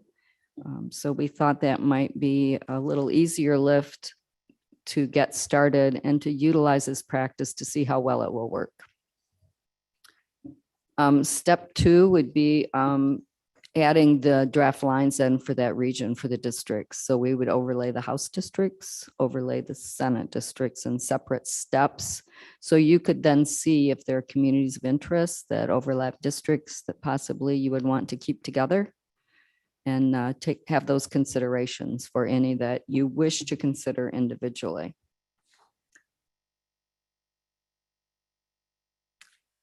We are suggesting the same discussion process. So again, the rotating sequence of commissioners through the alphabetical order as we go, with a commissioner starting off the discussion saying, I notice, this in this map that I think we should address. And that commissioner we would keep a log of all the suggestions that will be made. Again, we will make sure that we have the any proposed changes that a commissioner would suggest and the rationale, the district number, the what its cluster that's being considered for the change, and the impact on diverse communities. So again, taking that diverse communities into consideration. And then we would go through each district in the region, just looking at them to make sure that those communities of interest are included as you wish to have them included. There may be overlapping communities of interest. There may be competing communities of interest. There will have to be some discussion to decide what may be more important than another to take into consideration if depending on the comments you've heard. So lastly, then, once these logs are created, it doesn't make sense to start moving lines with every district you're looking at, because you're going to have a lot of movement and everything will change quickly. And that every change you make impacts another area. So our thought is to keep this log. And then when we're through a region or possibly through the state, we'll have to see how it works, then decide in that log which of those proposed changes you feel need to be made. And then there'll be some line adjustments. So again, I heard Grand Rapids talked about a couple times this morning. This will be a process that will help inform you on those lines you drew yesterday and any other lines that you have drawn throughout the process. So our hope is to go back and collect all these communities of interest first in the regions you've drawn. Then we'll move on to the newer regions and incorporate the communities of interest as we go. But again, this information just became available now. It's looking like in real time, honestly. So Kent has been working very hard, and we certainly appreciate all the efforts of Kent from the EDS team to make sure that these regions were available to you to work with today. So that's basically the process. For consideration, I think we should try it out and not necessarily like, let's adopt the process right away. I think we should try it out, see how it works. If we need adjustments, we'll make adjustments. So just to clarify, this process is looking at clusters of comments, we're not going to be going through individual comments. It's sort of just an assemblage of the common themes, I guess would be the way I would characterize it. Is that accurate? Absolutely. And I've heard you talk a lot about common themes you heard in public comment. We heard, so you already have done some of this work as you've mapped. You've watched, you've looked at your notes, you've rewatched meetings, whatever you've done, taken your public comment, looked at the public comment tool. You've already incorporated a lot of this. So this is another area that I think will be very helpful as you do look at the common themes that are being brought forward. All right, Commissioner Clark. Yeah, I agree. We should give this a try and take a look at it. While we do this, since we're adjusting lines, I personally would like to see the racial data and the political data displayed on the screen. And we can do that because you can set the population, you know how we see the population numbers, you can actually specify like African-American population, Hispanic population, Asian population, Native. Yeah, we can have, I think, up to 3 displayed at a time. So we can see it that way. It's just turning those labeling. Yeah, I think that's something EDS would have. Yes, yes. For us. I think that would be relevant as we go through this. Because I wouldn't want to have to go through this and then go back through looking at that data too. Yeah, I agree. Yeah. So. General Counsel. Thank you so much, Madam Chair. So to build on what Executive Director Hammersmith was stating, for the commission's consideration, overlaying the draft district lines that have already been drawn that Mr. Stigall just was beginning to show you, those will be overlaid with the COIs. So as the commission moves through what is cluster number 1 today, you'll be able to visually see which COIs are crossed by those proposed district lines, the draft lines. Again, we're in draft status here, and that the commission will be able to focus in on those ones that are impacted by the proposed lines. And again, if needed, log proposed adjustments to be captured and considered further later. Because any changes that you make in one area will have the domino effect throughout the state. So really capturing those suggested changes so that the commission has the ability to consider and deliberate on a fuller set. So the way I see it is what today represents and will be built upon even more tomorrow with Dr. Handley and Mr. Adelson's input is really elevating the conversation of what the commission is doing. We've been focused solely on equal protection in drawing the district maps to date. Now we're going to be folding in criterias 2 and 3 with the addition of the racial data as well as the communities of interest. These legal requirements that will impact potentially the district lines that are already drawn. And one caution too is the maintaining any artificial boundaries, whether it be the draft lines you've already drawn or political boundaries, may impact protected classes down the road. So that is another reason that this layering, we're elevating the conversation. So while you're looking at COIs, you will be looking at the racial data and having those considerations. Because the third criteria speaks of community interest, communities of interest. But prior to that language, Constitution clearly states reflect the state's diverse population. So while you may not have an area where Dr. Handley's presentation or analysis has found there to be racially polarized voting, you may have a significant diverse population in that area and need to consider that in your mapping going forward. So it's just a very exciting time, again, with all the hard work the commission's been doing. But I really see this next phase as elevating not only the data that you're looking at, but the consideration of it and the tension between the criteria is likely to arise as well. Commissioner Lang. You guys are going to have to forgive me, but I am always the one pushing for 24 hours, so I have ample time to review stuff. And I'm trying to review it at 3 o'clock in the morning. And I'm sorry, some of the stuff is not sticking with me. So I guess I do have a couple questions. When you say we're going to put an overlay of the heat maps, does the heat map include, say, if there was one comment in one particular area compared to 30 comments in the other areas, is that one comment going to be included, would be my first question.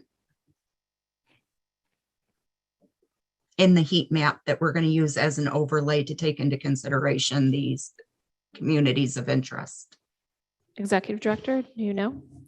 So the heat maps contain all the individual COI submissions in that cluster.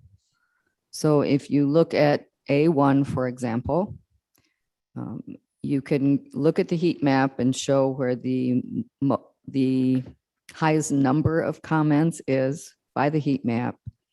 And then you can go to the back of that document and find every individual COI submission that's included in that heat map. Okay, you're talking about the heat map and going back to a document. I'm saying the overlay on the lines, the maps that we're doing. Is it going to represent all of the input that we've received? It will include everything in that region, in that cluster. So you will see the cluster shape. And then within that, you will see all the individual plans or plan numbers that are included in that. I don't think it includes every single comment that's been made because again, you have written comment, you have emailed comment, and I don't believe it includes every comment on the public comment tool. These are the ones that rose to the top as being common themes and having significant numbers of comments in this area. Okay, well, with that said, I'm going to stop my other questions because I have a problem with that. I've always said, I don't think huge groups that one person's voice shouldn't mean any less than a huge group. I'm having a hard time. I'm fine with the communities of interest, but I'm having a hard time separating it if they're not all put together.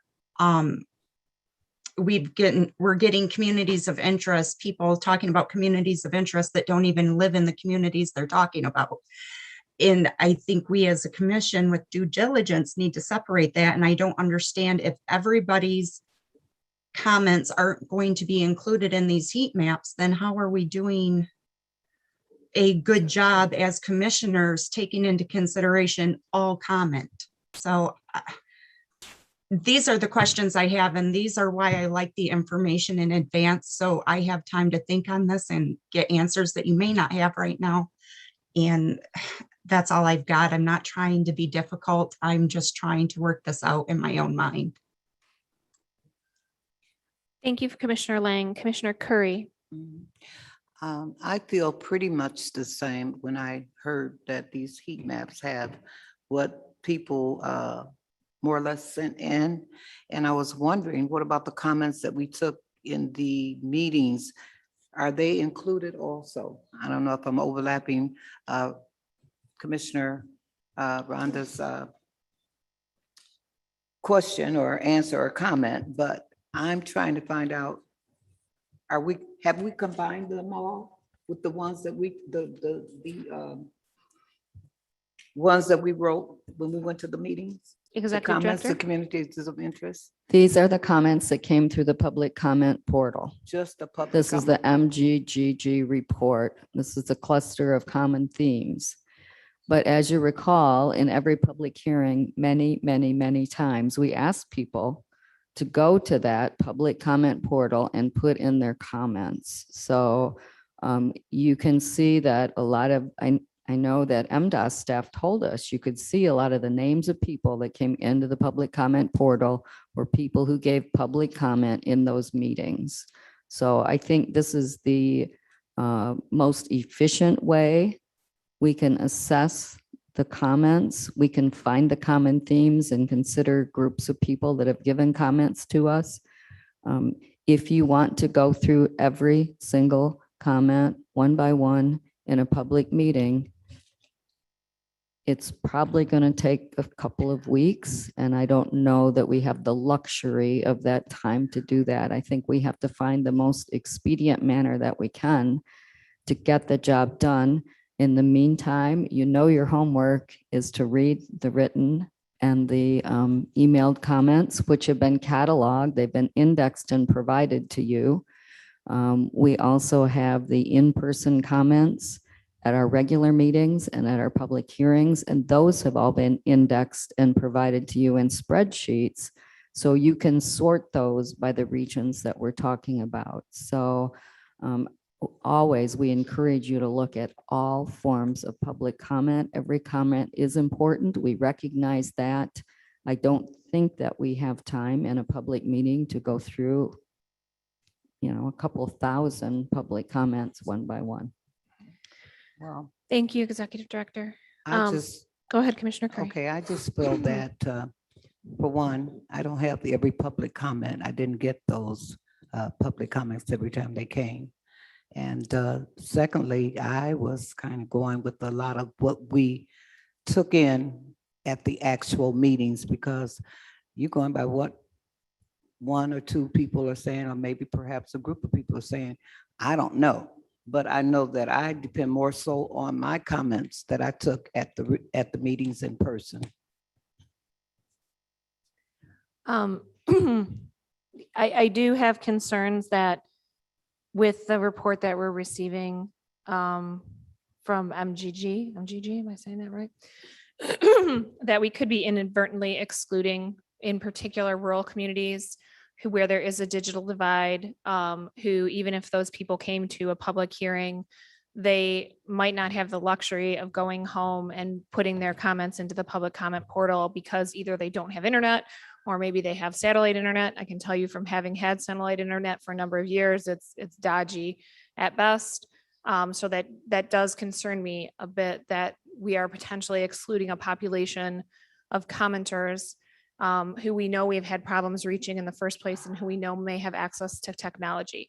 That being said, I think this is just merely one tool in our arsenal of information that we have. And, we all attended public hearings. We all listened to those comments, even if they weren't translated into the portal. And we all should be ideally reading the public comments that we're receiving as well, whether by email or otherwise. So I appreciate the concern. I think it's a valid concern. I'm concerned about it as well. But I also think, like I said, it's just one tool in the toolbox that we have to look at. And at this point, I think all of us are very familiar with the concerns throughout the state that we've been hearing, even if it might not be completely reflected in a cluster. Commissioner Witches. Thank you. I am going to be a contrarian here and disagree with what I said. We have a product here that was put together by very qualified data scientists to go over our public comment and put them into maps of communities of interest that were submitted to take a look at. This is an excellent tool to utilize and to help draw our districts. And that's all I really have to say. This is an incredible document that has not only images of the communities of interest that have been submitted. It also has descriptions. So this was painstakingly put together, and it's going to give us quite a bit of information, and we can use the public comment that we wrote down personally to augment this. So this, I think, is fantastic. And I give major props to everyone at MGGG and our staff for putting this process together. And I think we need to use it. So with that being said, let's make a motion that this is what we're going to use for now, and get started with the communities of interest that we need to take a look at.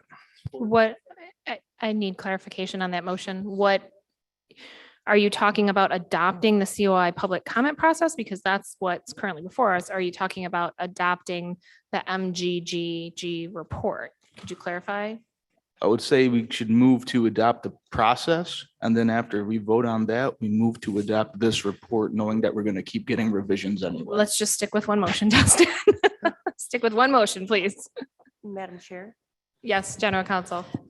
there may be some benefit to postponing the vote on that, give the commission a chance to read through. And I know particularly for step 4, it indicates in fairly concrete terms that after the clusters in a region have been considered, the commission would loop back to the log and deliberate further.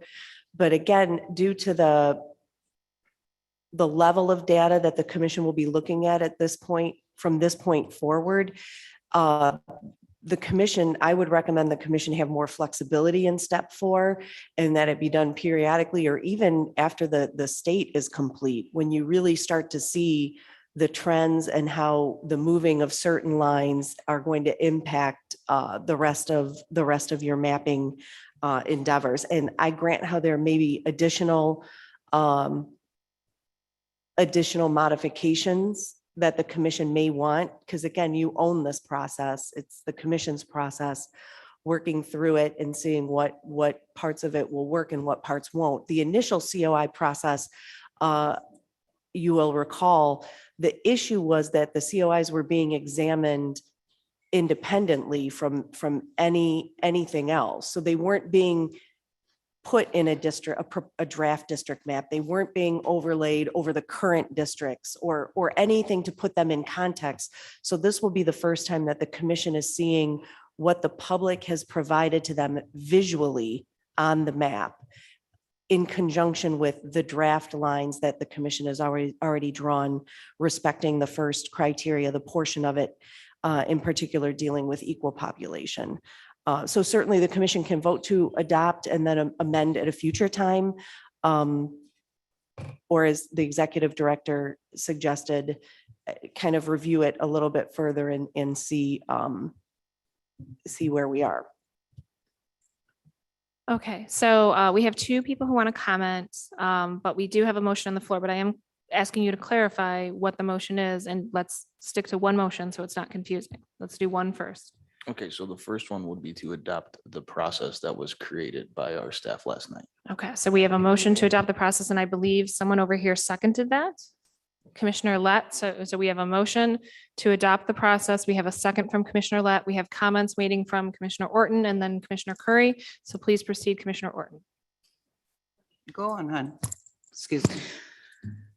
So from what I understand, though the clusters that we're going to see are what Moonduchin described a few weeks ago of putting them all together, and there were so many that they decide where the level is that they're going to cut it off. So we're missing anything below that line. I think she used 16 as where they were going to cut it off. So with that in mind, we know that they're not all on there and we need to take others into consideration. And I would highly recommend that, I think our staff also was recommending that we not adopt this right now, but we try it out and see and make adjustments if needed. Commissioner Curry. And I somewhat agree. I just think that all of us don't have just a packet apiece. I know that the machine got broke last night, but I would love to read this and compare it with my notes either tonight or tomorrow. Yeah, I would echo the concern and Commissioner Lang's concern that I haven't had enough time to read through this and really sort of think about it and process it. So it doesn't even sound like our staff wants us to adopt it at this point. I personally am in favor of not adopting it at this point, and maybe when we come back from the lunch break, we can spend a little time starting to go through some clusters, seeing how the process works. And then if it works, then we can potentially adopt it as a process.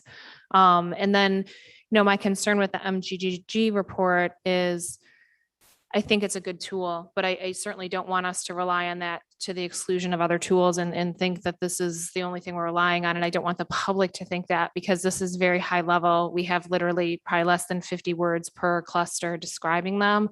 And I just don't want the public to feel frustrated that we are potentially just looking at this and not relying on all these, abundant public comments with all the color that's associated with them and all the different details, and just relying on clusters. I do worry that even if we were to choose to adopt this plan, I don't think it's required that we adopt this report as well. I think it's, like I said, just one piece of data that we have to look at. So Commissioner Clark. Yeah, I completely agree with that and the comments that Cynthia made. Back up to our original process where we started to assess each of the COIs individually. We saw how cumbersome that was, and that didn't work to our advantage from a time perspective. So I would suggest that we try this one out as well and see if it's going to meet our needs as we move forward. And if it doesn't, we can supplement it with other things as well. I yield. Commissioner Lett. Well, I don't agree. I think we need a process to move forward with. And that doesn't mean that we're locked into this process, but we need some type of steps. We adopted, as Commissioner Clark has said, we adopted a process that is, and it was his process that proved a little cumbersome. So we're trying to adopt a streamlined process. So if that doesn't work, we can adopt another one. And I don't see where we have to adopt MGGG's information, period. It's information that we're going to use. We're not adopting it or not adopting it. We're just going to look at it. Just like we're going to look at Commissioner Curry's notes, or at least she's going to look at them, and Commissioner Villette's going to look at her notes. I'm going to look at my notes, and those will be up to the commissioner to introduce those comments if they choose to. To address Commissioner Lang's comment, is one comment less important than 200 comments? Well, in all honesty, yes, it is. One of the problems that we've been having here is the people who want to be a community of interest certainly come out, and they accumulate people to come out with them or comment with them. That doesn't mean that the other 10,000 people in the community surrounding them are in agreement with it. So somehow we've got to figure that one out. So those are my comments. I agree with Dustin's motion to adopt something to move forward, or we're going to sit here and argue about how are we going to move forward for the next half a day. Thank you, Commissioner Lett. Are there any additional comments or discussion on the motion? All right, seeing no further comments or discussion, we have a motion made by Commissioner Witches, seconded by Commissioner Lett, to adopt the proposed COI and public comment process and considerations versions 8.31. I'm going to actually ask for a roll call vote on this one. Department of State, if you could accommodate us on that, I would greatly appreciate it.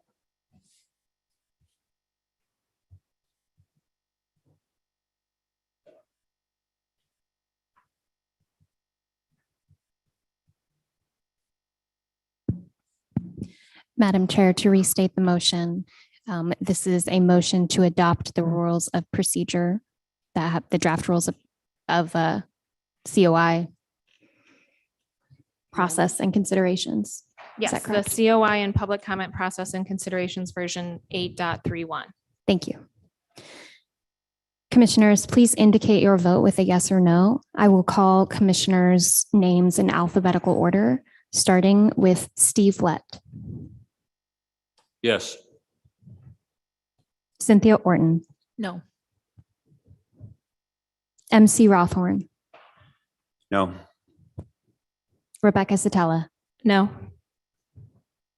Janice Follett. Yes. Aaron Wagner. No. Richard Weiss. Yes. Dustin Witches. Yes. Doug Clark. I'll abstain, reason being that I'm in favor of it as a process if it works properly. And we haven't proven that it works properly, so I'll abstain. Madam Chair, Yes, General Counsel. under the commission's rules of procedure, that the two methods for abstention are lack of information or a conflict of interest. So that would not be an appropriate, hinging it on whether it would work or not, would not be. That wouldn't an fall under lack of appropriate- information?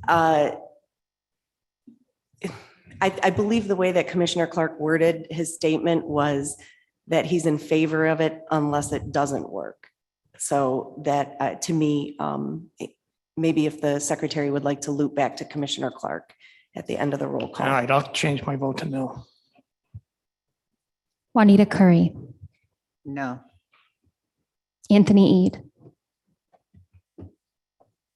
Yes. Rhonda Lang. No.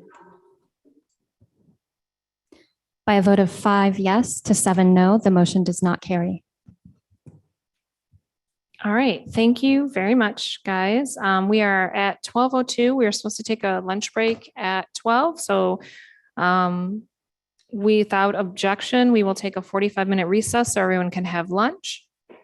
Hearing none, we will see everybody back here at 1:17 p.m.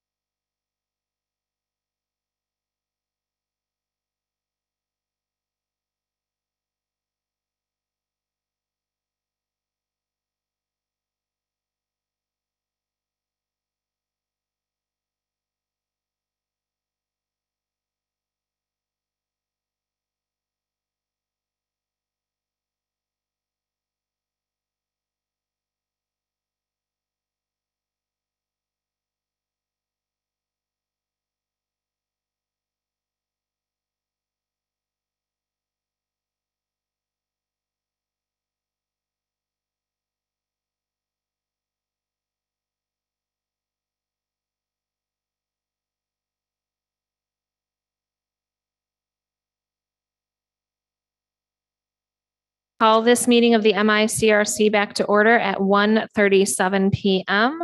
For the purposes of the public watching and the public record, I will turn to the Department of State staff to take note of the commissioners present. Good afternoon, commissioners. When I call your name, please indicate if you are present. If you are attending remotely, please share where you're attending remotely from. I will start with Commissioner Orton, Present. Commissioner Rawthorn, Present. Commissioner Zatello, Present. Commissioner Villette, Present. Commissioner Wagner, Present, attending remotely from Charlotte, Michigan. Commissioner Weiss, Present. Commissioner Witches, Present. Commissioner Clark, Present. Commissioner Curry, Present. Commissioner Ede, Present. Commissioner Kellum, Commissioner Lang, Present, attending remotely from Reed City, Michigan. Commissioner Lett, Present.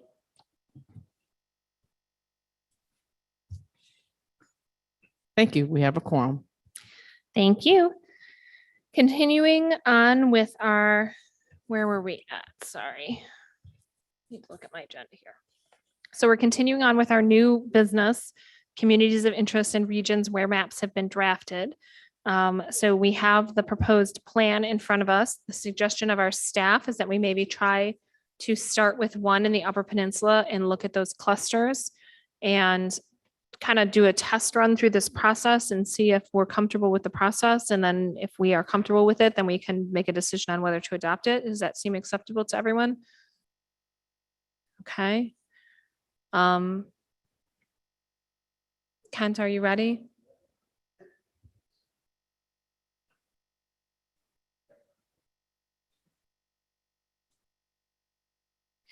So I believe the first step in our process is we are going to review the data of the COIs and clusters using the Clusters for Michigan COI report. We are going to look at a selected region as well as individual COIs within the cluster.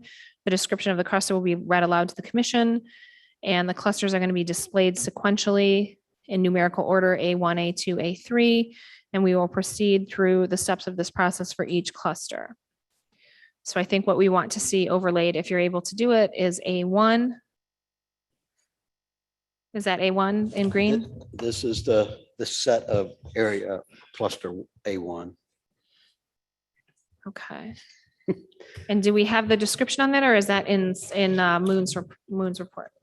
Madam Chair,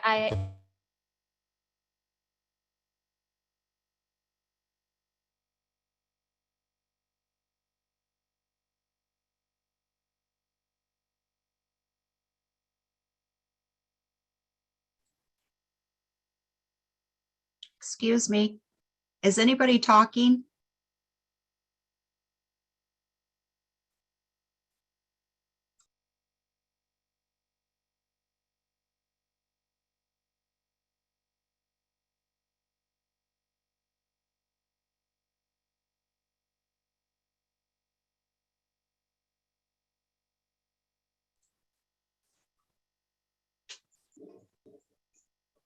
Hello?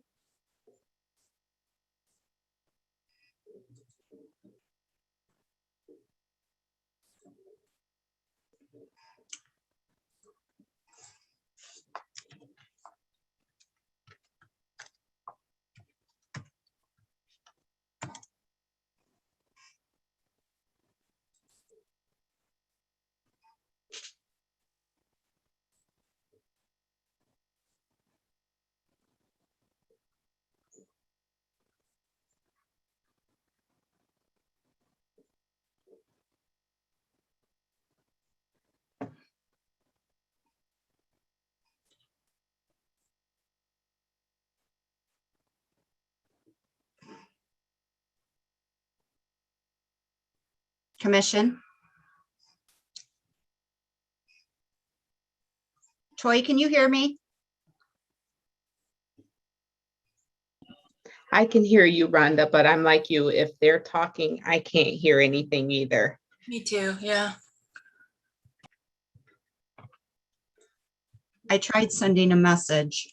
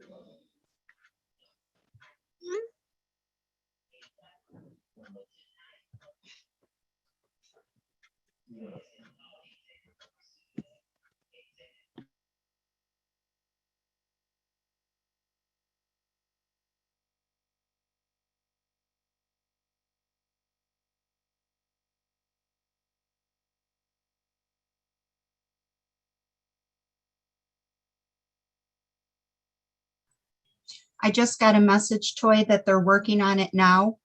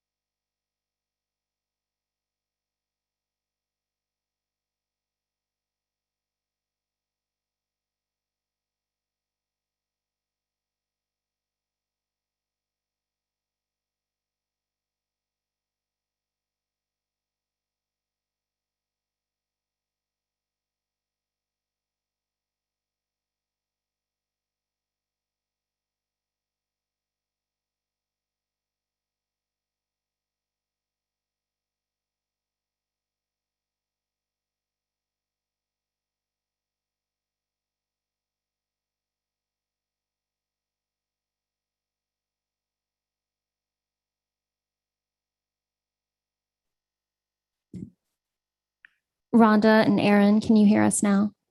Excellent. Thank you. All right, so now that everybody can hear, so what I would ask again is if you could cycle through those maps again really quickly, because I don't think there's significant changes in the Upper Peninsula. I think the changes in those maps are in the upper part of the mitten. That's what I'm seeing Yeah. right now. So Because I thought we were pretty good with what we this did. was version 1. And we're primarily looking across this area. Turn that off, turn on version 2. And it's very similar. Yeah. Turn that off, version 3. Still pretty, if not identical, it's very similar. So yes, any Okay. of these versions in that area will give you a good representation of what you've drawn. Okay, so I think 2 of the maps carve out the Sioux and include it with the western portion, and 2 of the maps put the Sioux with the upper part of the mitten. So I think that's the difference between the 2 of them.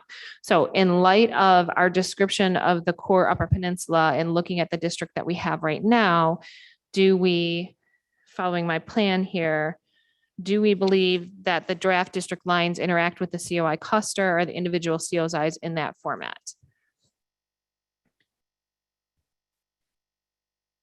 Any thoughts, comments, concerns? Are we able to Commissioner Wagner, I think you have your hand up. I do. We did not hear anything after whoever said Madam Chair. So if you could recap what the description is, so we're on board, that would be wonderful. Thank you. Absolutely. So we're looking at cluster A1, which has 7 submissions for the core Upper Peninsula. The submissions emphasized a strong Upper Peninsula regional identity. This region also identified 3 main zones: communities bordering Lake Superior, communities bordering Lake Michigan, and those that border the Wisconsin border. Main concerns in this area were about environmental threats and the prosperity of tribal communities. Regional economies depend on Marquette County, and many public services are available closer to Marquette City. And Madam Chair, for the benefit of commissioners and the public, the description of each of the individual COIs that comprise this cluster A1 is listed on page 22 of the report. So if you turn to page 22, you will see the written descriptions from individuals who submitted these COIs describing them.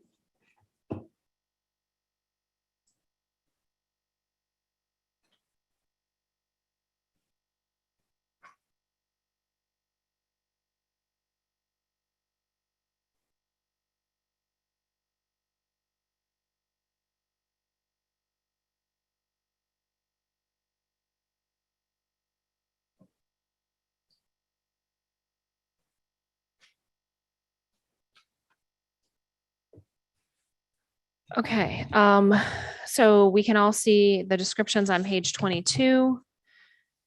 So do we feel that our district interacts with the COI in a way that how do we feel it interacts with the COI? I think Commissioner Witches? I was going to say, strictly speaking, with the Senate, I would say yes, which is what we're looking at right now. So I would say yes, it does encompass it. It would be nice if we could take the whole UP and put it into a one Senate district, but of course we know that's not possible. But I would say yes, it does conform with it. Ms. Reinhardt, did you have a comment? I was just going to indicate that for step 2 of the COI process, it outlines that for each district within this plan, beginning in sequential order within the region, so starting with District 1, a commissioner will begin discussion among the full commission, noting possible changes to the draft district lines. And so that would continue from where we left off in line drawing in the next commission. Thank you. Okay, do we recall where we left off on line drawing? Because I don't remember who was last. I think Janice, and then Aaron left that area open, right?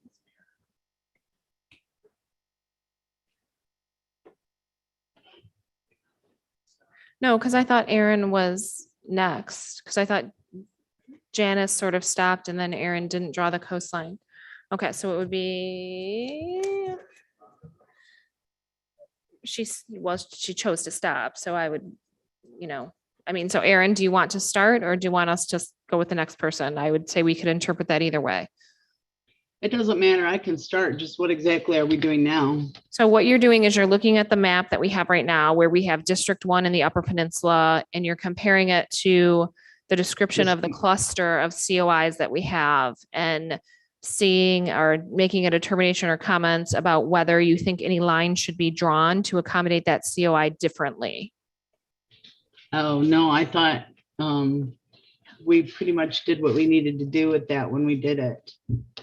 Commissioner There is Lang, that- I'm sorry, Commissioner Wagner, I didn't Oh, mean I to- was just, it's okay. I was just going to say there's that portion that we can't encompass with the entire UP because of population. But other than that, I think we satisfied that requirement. Okay, I yield. Commissioner Lang.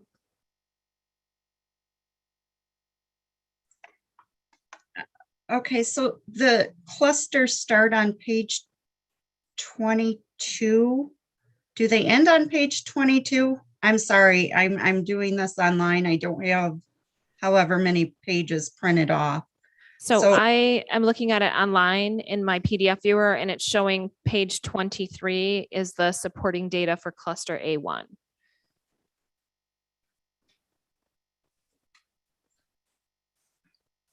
And I'm sorry, this is confusing. Where's cluster A1? A1 is the Upper Peninsula. So if you scroll back up to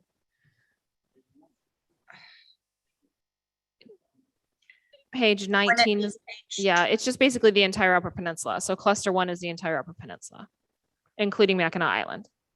Okay, so page 22 shows the comments about it, the potential communities of interest. Yes. Okay, so I'm looking at 1, 2, 3, 4, 5, 6, 7. Did we only get 7 input on that? That's what it's showing. Yep. Okay. So Okay. again, 7 that were put into the online portal. Obviously, we had more comments than that at the hearing itself because we had over 70 public comments at that Marquette hearing. Commissioner Eid. Clusters A2 and A3 both also include the Upper Peninsula. They just also include parts of the Upper Midden as well. But the UP is in those A2 and A3. So we might also want to look at some of those comments. Commissioner Lang, did you have another comment?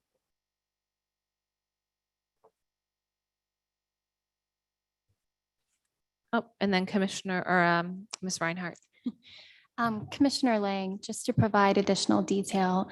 So these clusters that have been provided to us have been produced based on geographic and thematic themes. So while cluster A is not all of the submissions that we've received in the UP, they are a cluster of COIs in the UP that fall under the theme as described for cluster A1 on page 1 of the report that Commissioner or Madam Chairperson Zatella read at the beginning. Commissioner Clark. When I look at cluster A1, it indicates the main concerns in this area were about environmental threats and the tribal communities. I don't think we have sufficient data to talk about environmental threats. I haven't seen it. I haven't read it. I've just heard the general statement. So I don't know if we meet that, but the district includes most of the UP anyways, which would be a common interest for the entire UP. In the tribal areas, I think we considered when we were drawing the maps, and they're split between the two areas, but the two Senate areas, but I think we distributed them as equally as we could because of the population. So therefore, I think we met those two criteria. So keep in mind, we have 2 versions of the Senate map, one that includes the Sault Ste. Marie area going westward, and this version that's in front of us that puts the Sault Ste. Marie version going south. So we do have those 2 different versions. And then the other thing that I would point out, although the Sioux locks are actually, they flow through to the rest of the lake. So it's not like they're entirely separate, but can you zoom back out a little bit? That portion of Lake Superior is being put down with the southern, whereas in the other map, because we included the upper tip of the Sioux, the whole Lake Superior coastline is being included in one district. So just something to think about. Commissioner Rothorn, did you have a comment? Commissioner Riches. Well, didn't we draw it this way to preserve the Native American population and not cut them in half in 2 different districts? Could you repeat that? I could barely understand. I'm sorry. I thought we drew this particular version of the districts in the UP so that we weren't cutting a Native American population in half. We're actually cutting it either way, honestly. So we have 2 different ways we're cutting it. So it's one way or another. It's just, we were trying to meet the population. So you can go sort of vertical or horizontal, but either way, if you look at the map of the Native American population in that area, it's pretty significant, but it's also fairly spread out over that tip, the eastern tip of the Upper Peninsula. So, it's just how do we want to divide it up is what it comes down to. Either way, you're going to have to split the community to some degree. With respect to the Marquette side, the tribal reservation there, obviously that's all included in one district. Okay.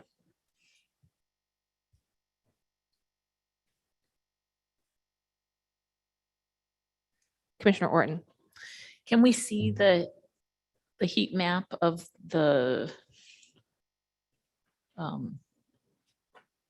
I guess the racial one with the Native American population on here?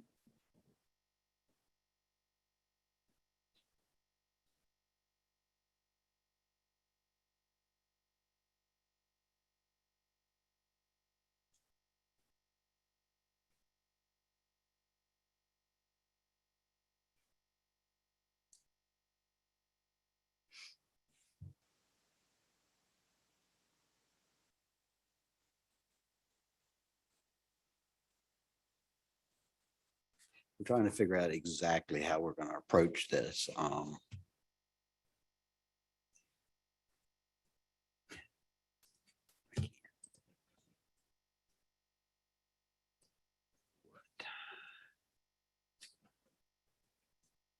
I think you can add, in addition to population total Native American population, if that's helpful, we could see the numbers underneath. Okay, but what we have here is an empty plan with no districts in it. Okay. And the magenta lines are merely the overlay, the shape file, Yeah. the boundaries. It's not the data file. Because I can't have 4 or 5 different redistricting plans At once. all using the same matrix table. So Yeah. it's empty. I know what I can do. Here you go. Let's do this. I'm going to create a district. I'm going to create a district 1, select a box. And what region do you want to look at? Like right through here? Yep. So that area right there, when we assign it, creates, so at least we can get an idea of, so there.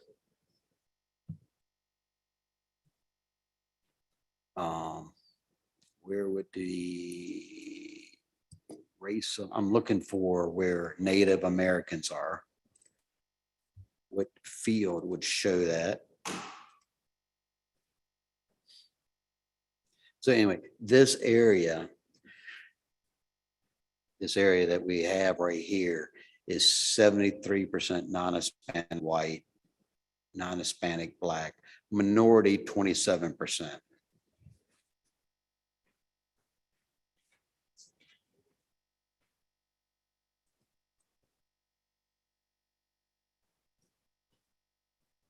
I do not see the table, or I'm not familiar with the table here that shows population. Is it Native American? Is that it right there? That may. Somebody from EDS would have to better explain exactly what each one of these fields are. I believe NA is Native American. So that region right there is the population, non-Hispanic, race alone, which would be non-Hispanic, Native American, 12.7%. Commissioner Satella, if it's helpful, I have the image that shows the map of Michigan of non-Hispanic Native population that I believe Mr. Brace displayed for you all previously. I'm happy to share that if that's helpful. Yeah, I think that would be helpful.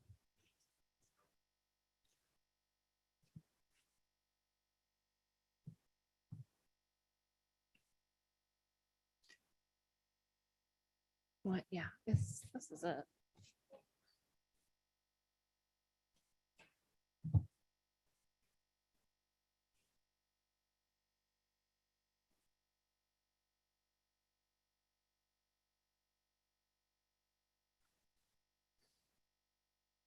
Commissioner Witches. Forgive me if I'm stepping back here in this step, but I was just looking at the legacy data and population itself. And I feel if we were to split it going east-west, we're going to do more harm than if we were to split it north-south like it is right now. The majority of the population that's Native American is going to be in Chippewa County with the, what was it, amount? 8,263. Mackinac County is 2,452. Luce County only has 600 something. So I think it's good the way that it's drawn at this particular point. Yeah, most of the population is around Sault Ste. Marie. Commissioner Clark. Yeah, I recall a comment being made when we were doing the district lines. And most of the Native Americans don't live on the reservation. They live off of it. So it really disperses away from the reservation area as well. Right. Well, that's what this is reflecting. So this is not reservations. These are not reservations. The reservation is to the west of Marquette, that very concentrated area in Baranga County. But these are not reservations. These are just census information showing where the population resides, which, as you can see, most of them are off reservation, with a concentration around Chippewa County and Sault Ste. Marie, and then I guess on the west side, but the west side's already included. It's just, how do you divide Mackinac versus Chippewa? And that's why we have these two different maps. They were divided differently. And that in some way, based on the population, divides the Native American population. It's just, which way do you want to do it? Do you want to do it north-south, or do you want to do it east-west? Commissioner Rothorn. Can we be certain that we're also not dividing a reservation? Because that seems like an entity that we would not want to have more than, one representative for that entity. So I appreciate the population data. I just want to make sure that we're also, if there is a reservation, and I think I heard you say that Baranga County was where the reservation is. I just want to make certain before I sort of, say thumbs up. I think we'd have to pull up a map of the reservations to look at them to make sure, because there's lots of small little reservations.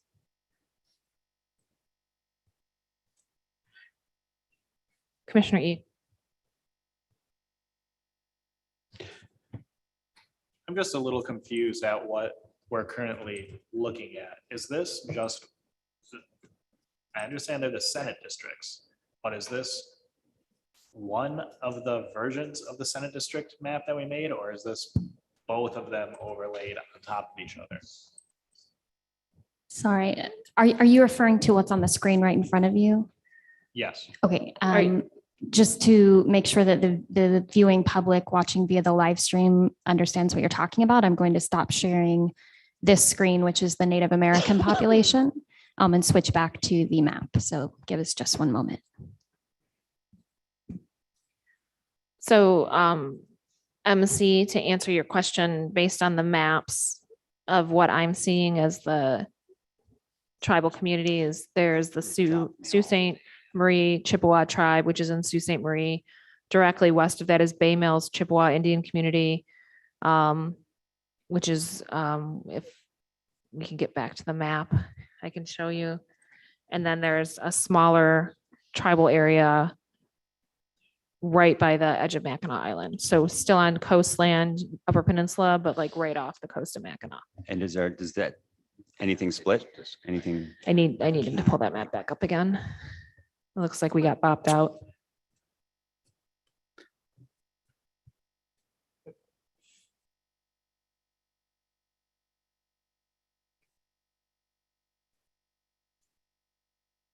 And then if you move into the upper part of the Mitten, Little Traverse Bay Band of the Ottawa Indians is on the coastline as you head towards Traverse City. I think it's actually Petoskey area.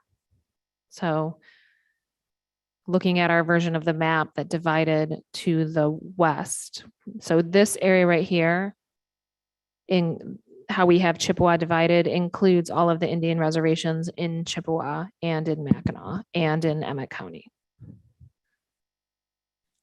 Madam Chair, I just wanted to clarify using this screen up here to make sure that we're all on the same page about what we're looking at here. Yes. Okay, so this beautiful magenta line. Yes. Those are the Senate districts that you've previously drawn. Yes. 1 of 4. And these green lines that you see, those are the individual COIs within the cluster. So the outer boundary of all of these COIs, that is the whole cluster. And then you see how there's these mini ones in the middle. So like this right here is one individual COI submission that makes up, is part of the cluster. And if you have a question about, well, what is this one COI here? We can tell you what number it is, and you can read the description as well. So I just wanted to clarify in case there was any confusion about what the lines are there. Yeah, and I'm gonna come over there too, Sarah. So 1 second. Ms. Reinhardt? So magenta are the draft lines that the MICRC drew. The green is the individual boundary of the cluster, and the Yes. blue, Blue is the shoreline. Or these blue, correct. Kent, what are these blue lines here? Those are the township boundaries. And the dotted line, of course, is your locality boundary.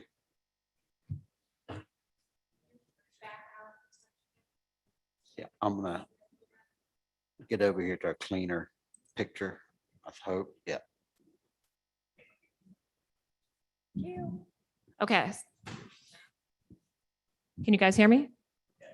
Okay, so Sault Ste. Marie is a reservation. Bay Mills is right about here. And we have more Chippewa right here and right here. And then, yes.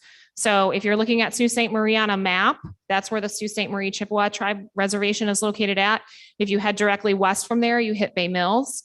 If you come down on the very lower portion of the Upper Peninsula, right where the Mackinac Bridge joins it, there are several smaller reservations there. And then if you continue down into the upper portion of the Lower Peninsula and you come over into Emmett County, I'm not exactly sure where the dividing line is, but there is an Indian reservation, I believe, right in Petoskey. So those are our Indian reservations. And then if you go over to the west side, there's two more significant reservations on the west side of the Upper Peninsula. One is on the west side of Marquette, and the other is lower down near the border of Wisconsin. So those are the Indian reservations. That makes sense to everybody.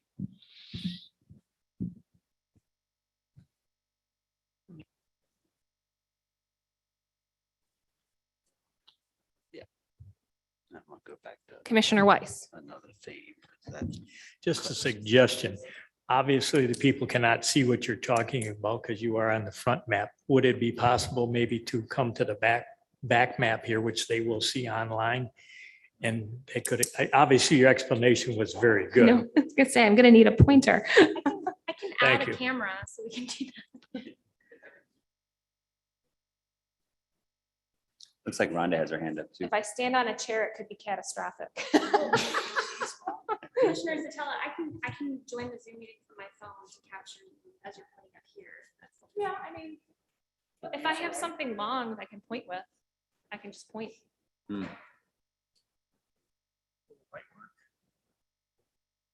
Right, I'm stepping on a chair. I was like, no. The lawyers say no. Laser pointer. There you go.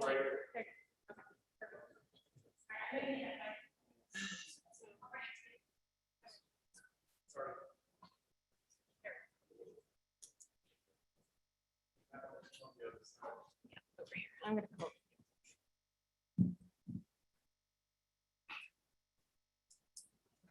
Laser.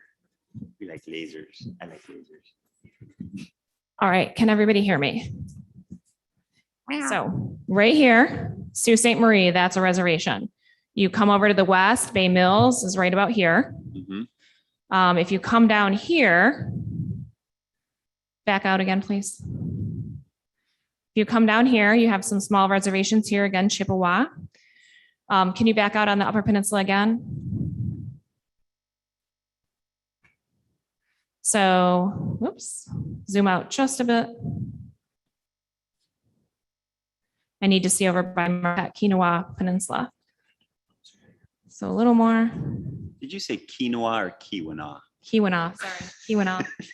I'm I like holding a quinoa. pointer, I'm talking on a I love it. microphone, I I'm love it. standing up front, and you're picking on me. I apologize.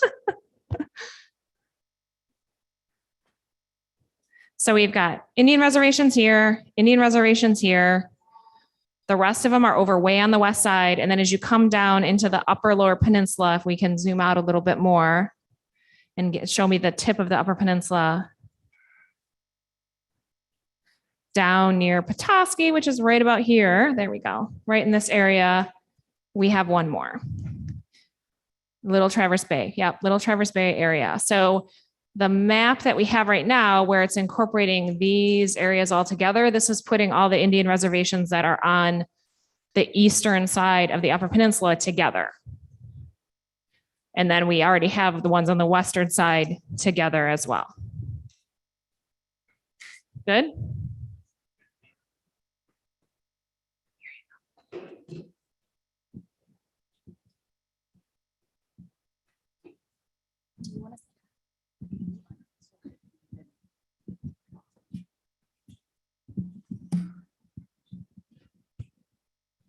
Madam Chair.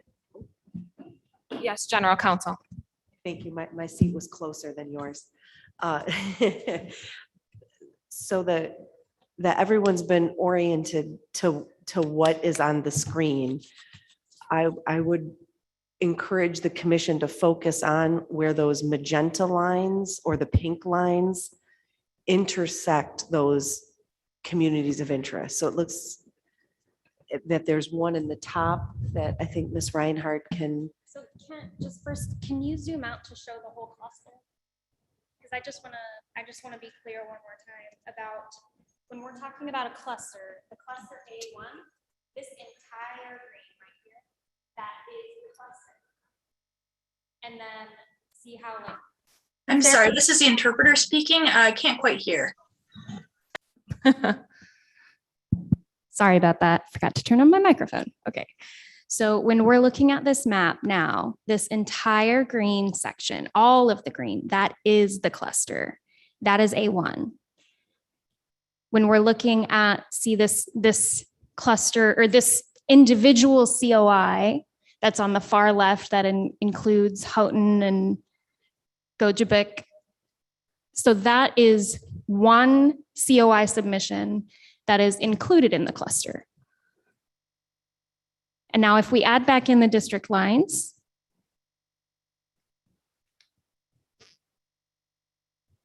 thank you.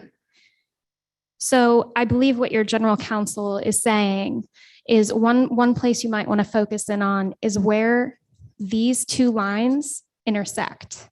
So for example, this COI that Kent has his mouse over, you can see that you all have a district line, that's this magenta line that goes right down the middle of this COI here.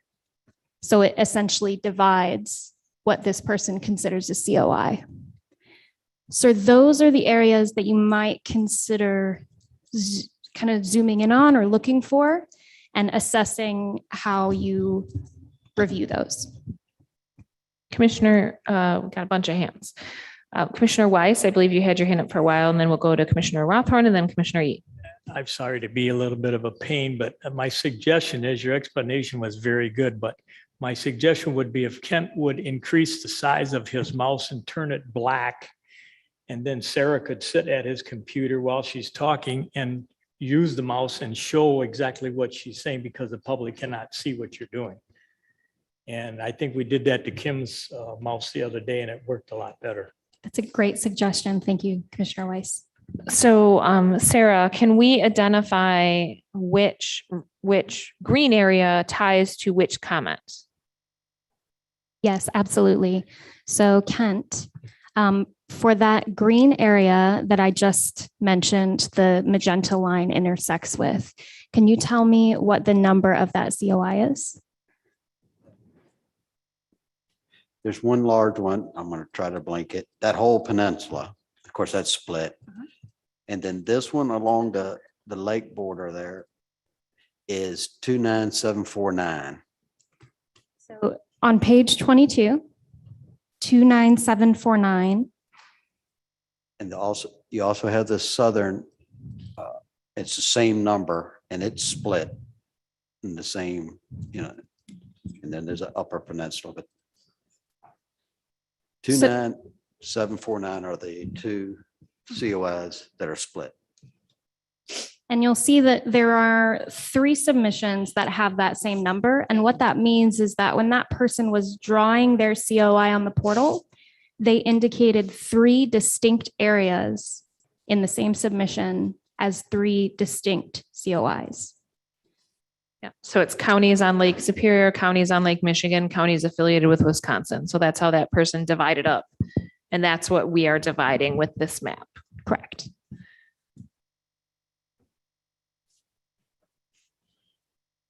Commissioner Ede. MC.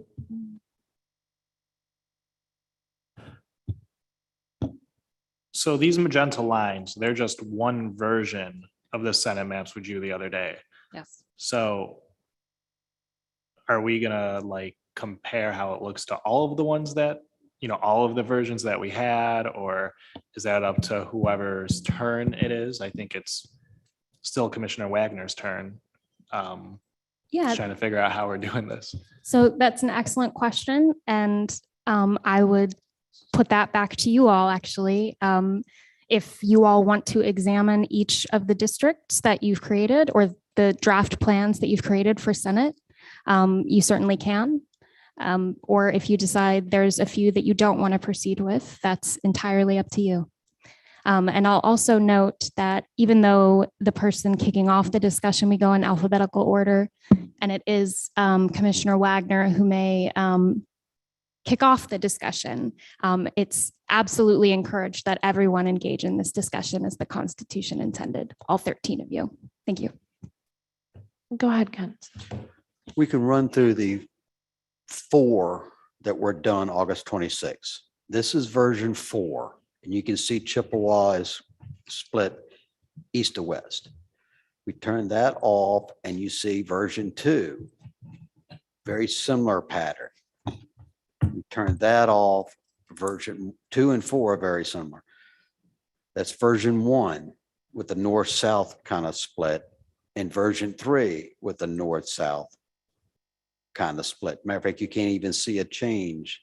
Oh, For version 3, it looks like it's not including Emmett County, but version 1 is including Emmett County, and that gets into another Indian reservation there. So that's go back. what we're looking at right now is a version 3. So we'll go turn that off. Turn version 1 on. Yeah, you see how it includes Emmett down. So it's going to grab that other Indian reservation down there, the Little Bay. I can snap out just a little bit more. Again, that's version 1. Version 2 takes a second to pop up. Turn version 2 off, turn version 3 on. Turn version 3 off. Version 4.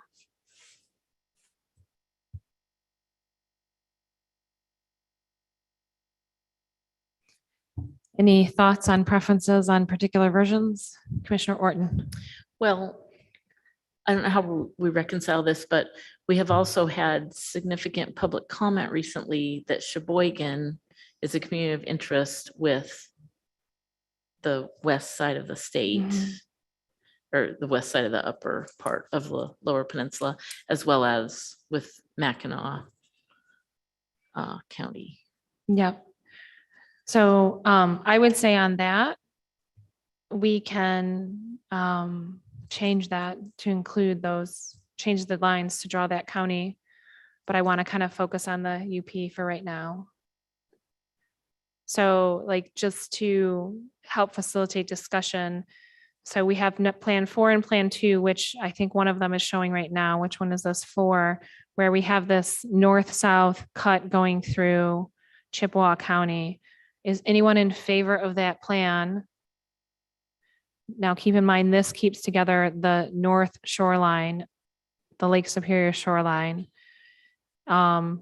versus the other plan, which kind of bops up, which cuts.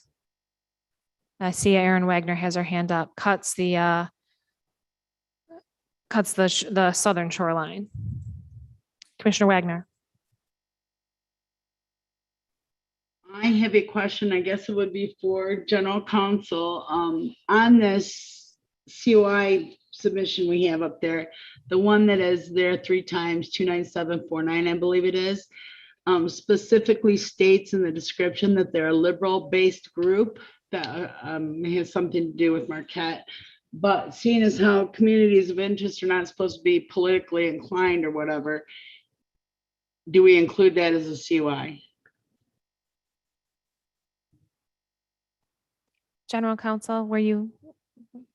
I mean, I would also point out too, there, she's saying my personal COI is this liberal group in Munsing and Marquette, but the regions that were identified are the upper coastline, the lower coastline, and the Wisconsin. So I don't know that we're even treating that liberal group as a separate COI. And it honestly wouldn't matter anyway, because they're together anyway with Manistee and Munsing. General counsel, please comment. Thank you so much. So I am looking at page 22 for the capture that Commissioner Wagner is referencing.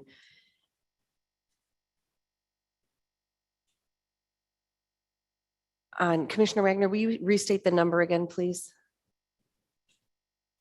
Give me 1 second, I'll find it for you. It's 29479. 29749, and it says my personal COI is a liberal-based group in Munising and Marquette that is concerned with diversity preservation of the Lake Superior shoreline and our tribal communities.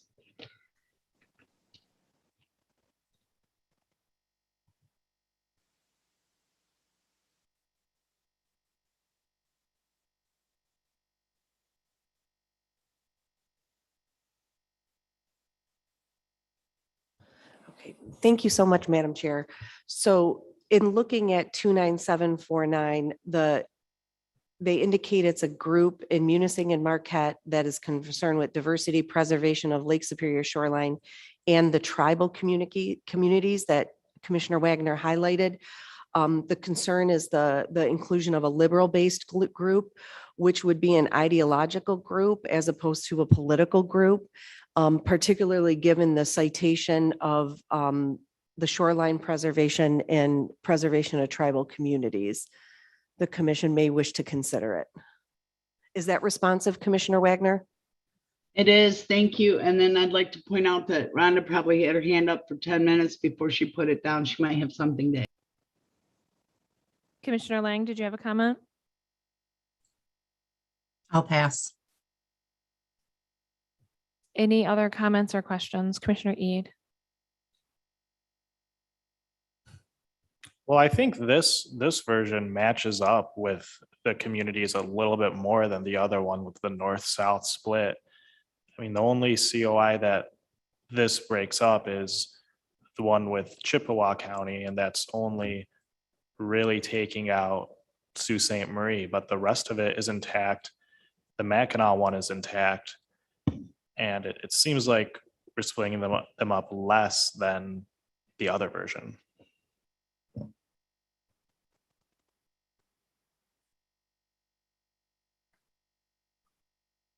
I actually disagree with respect to the Native American populations, because I think you're dividing the Bay Mills and the Sault Ste. Marie tribe of Chippewa from the tribal reservation lower down across Mackinac, and then further separating them from Little Bay. So we have 3 different Indian reservations that are in 3 different districts. I personally prefer the one that comes up and then down around. Commissioner Weiss and then Commissioner Witches. Yes, Madam Chair, I tend to agree with you. This district, I believe I drew this in District 1, or the section in map 1 of this, which I included the Chippewa, the Emmett and Charlevoix area, because I did get crucified a little bit for not taking considerations of communities of interest in my statement about drawing boundaries. So when I had a chance to do that, I took those 3, which put the Indian reservations together. Commissioner Witches. Yeah, I would also agree with you, Commissioner Isatella, that this is further dividing. Speak louder. I'll try. Sorry. This is further dividing the Native American population, I believe. I prefer the north-south boundary line as opposed to the east-west boundary line of the district. But again, that's just my opinion. Commissioner E, did you want him to put up either map 1 or 3? 3 does not have Emmett County. 1 does. Well, if what we're worried about right now is the concentration of Native American population, why don't we just check which one has a greater Native American population? I believe we have that data. As Kent had indicated previously, this is a blank map. So looking at this map, he can't access that data. He'd have to select and then create a district and then look at it. So it's not as easy as just looking at the district because it's not populated, because this is basically a blank map with overlays on it. Well, if that's true, and if what you're saying is correct, and that this one does dilute the population, then I'm in agreement with you and the rest of my colleagues. I think we should just eventually make sure that that is in fact, there is a denser population in that district.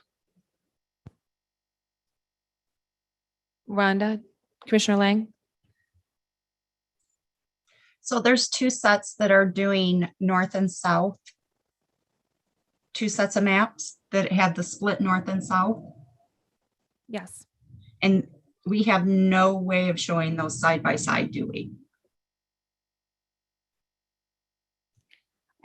I don't think so. Kent, can we? Well, I'm sorry, I was focused on something else, asking if we can load up multiple redistricting plans and show the tables in a variety of places. I can, I believe, look at the tables for some of these plans. If you give me 1 second just to see what I can pull up, because I think I can. Yeah, I think Rhonda's question is different. She basically wants to see map 2 and map 4, since those are the 2 with the northwest splits side by side, and then maybe look at map 1 and 3 side by side just to see what are the differences between the 2 maps, was what she was asking specifically for the north south, which is 4 and 2. Correct. One and 4 lit up. Is that what we're looking for? Just This is 1 and 4 together. yes. And I'll turn. That is 4. Okay. No, I'm sorry. I'm getting it all twisted up. The magenta right here is 4. Okay. Plan 4. The blue here is plan 1. I think we were wanting to look at 2 and 4. I'm sorry. Okay, I'm that's being very fine. demanding today. That's fine. I mean, I'm trying to turn them 2 on. and 4. Yeah. Okay, this will be 2 it's popping up on the screen. Okay. That is 2.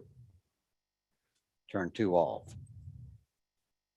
That is 4. So they're very, very similar. In this area, I saw, earlier, 2 and 4 are similar. 1 and 3 are similar. Yeah. And 2 and 4 are the ones that split rather than going east-west, kind of split north-south, correct? 2 Right. and 4 split east to west. Yeah. What we're looking at right now is 4. Yep. And you have Native American reservations at Sault Ste. Marie, which is in the upper Right. corner, right. and then Mackinac, and then down near Petoskey in Emmett County. And So what this did, is- I'm sorry, what did 1 do? I'm getting these colored lines. You guys, you got to understand how I see color. So Can you show her 1? Yes. Nothing. 1. Let me change that color for blue because a lot of people can't see blue very well. And we'll make this, I don't know if this will be better or worse. oh, no, go back to the blue, please. How about red? Orange. That works. Okay, can- orange works a little bit better for me. Thank you. Okay. And I think I was misspeaking then. When I was saying north, south, I was talking in terms of having kind of a northern district and then the southern district was split off. So that's why I had you go back to that map. Not splitting them east to west, but top and bottom. Let me put it like that. I'm more for the top and bottom one. Does that make sense to you guys? So you like 2 and 4 better, the ones where it's, The ones where it, yes, I guess it would be east, where the line is going east and west, and it makes kind of a north and southern district. okay. Okay, so 2 and 4 then. Yes, That thank you. one. Okay, I got it all straight now. Thank you. All right, any other comments?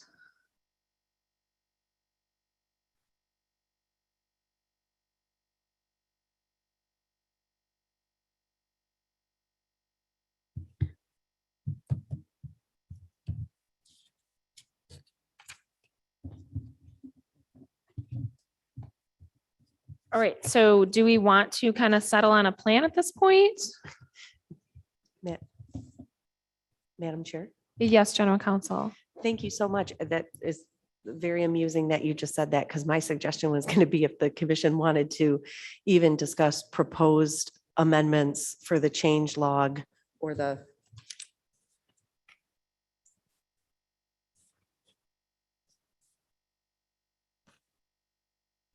to log down as proposed changes. I call them change logs for project management, but the commission could select, for Senate map 2 or Senate map 3, whichever it's looking at, if it would like to talk about proposed amendments to log in, that would be, we could capture that by Senate map, by draft Senate map, if that would help the commission. Okay, Commissioner Rothorn. I want to recognize that, yeah, the 29749 does say tribal communities. And I think there was, I like the suggestion of saying like, hey, because the east-west drawing the line and preserving the Lake Superior shoreline does make sense to me. And it does look like, I can't tell if we're actually benefiting the native people there. There's a Sault Ste. Marie tribe that would be split more this way, even though it does preserve the coastline. And because the COI, which I think is what we're trying to evaluate, says preservation of shoreline and our tribal communities, I feel like in order to evaluate it, I need to take that suggestion, which is like, can we look at the different, like what populations are split, or what's the Native American population in each of those in order to evaluate it and actually get a choice.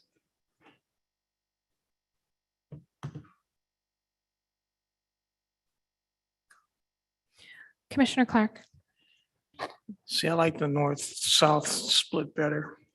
And I'm looking at it also from the perspective of the state rep that's got to deal with these areas. So the map that's being displayed right now shows them the full length of the UP. Now, if he lives in Marquette, how often is he going to get to the other side? And if he lives on this side, Sault Ste. Marie, how often is he going to get to the other? And it's so distributed. So that's why I thought they both represent the communities of interest, the 1 and the 3 map, I thought. But I thought the north-south split on 1 was better. I yield. Any other comments? Is that Rhonda? Commissioner Lang? Can I just make a comment kind of to Doug's? I understand what he's saying, and because it is such a vast area, it makes sense, but the same could be said about the 2nd district that we're making that incorporates the lower peninsula with it. You get somebody that's elected from, say, the lower peninsula, and they still have part of the UP to represent too.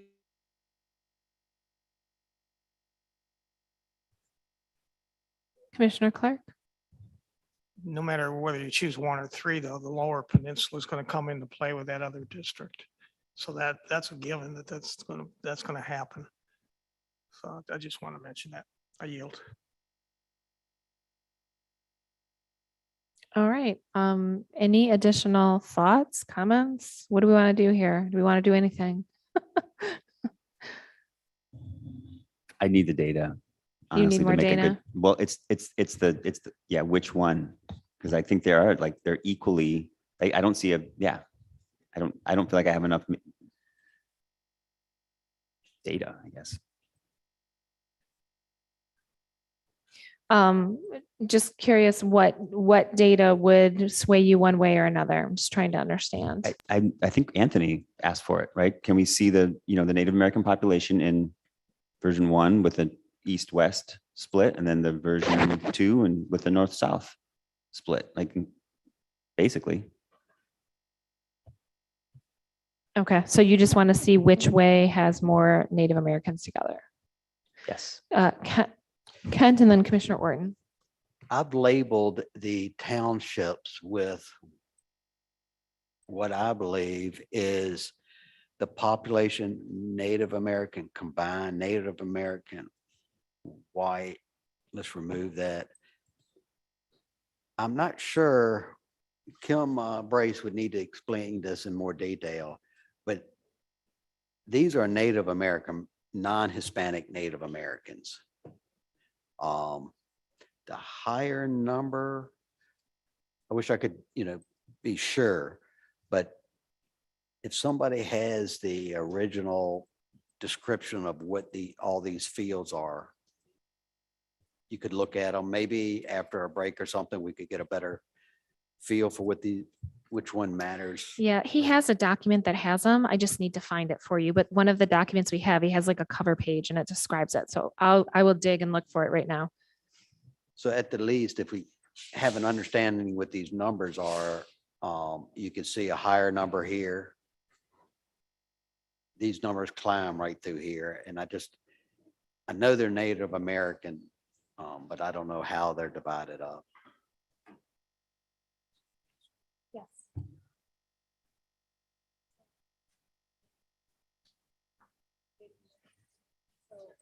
Hop NA_A is Native American. Okay, so that would be the lower number. What's the NA_C? That's combined. Combined. Yeah, that's combined. So maybe that is, so I see NAA, NAC, and NAW.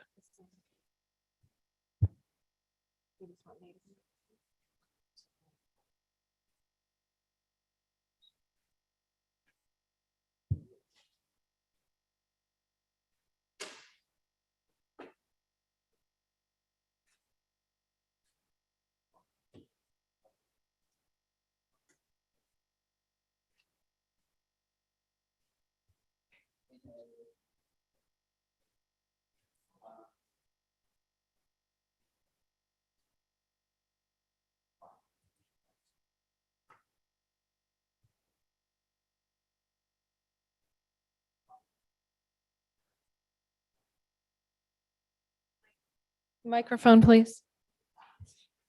NA_C is Native American combined with one or more races, if I remember correctly. NA_A is Native American alone. They identified as Native American alone.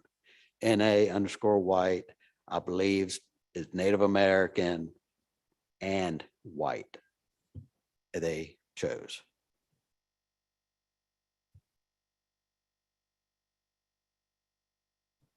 This is helpful. Thank you, Kent. So, just to give an idea what I'm seeing, and I mean, this is just an observational. Where the next to the shoreline is a fairly high number. Right here is a fairly high number, and then another fairly high number that is, they're split. Right. And that's the Bay Mills. Commissioner Orton. Can we see these same numbers with one of the other maps that split it the other way? Okay. Would like to load one of the other Senate maps? Number 1, please. Yes, ma'am. So this is number 2 we're looking at. I'll turn that off and then I'll turn on number 1.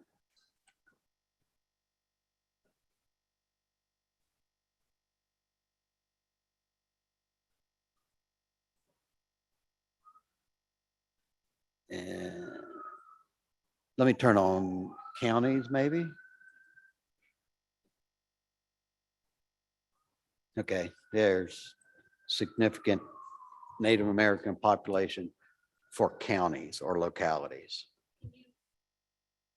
Could you scroll down just a little so we can see the numbers that are behind the spreadsheet? No, the other way. There we go.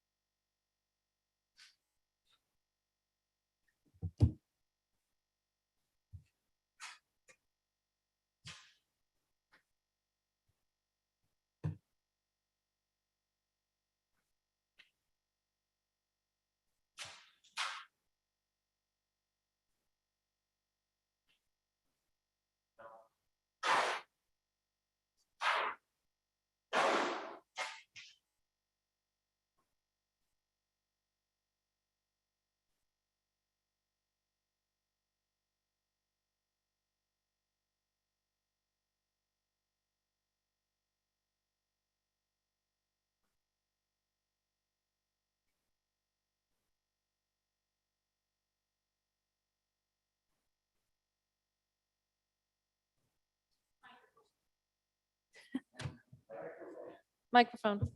I'll figure it out one day. Orange is the first version, V1. The magenta is version 2. You can see they share a common boundary for a certain distance.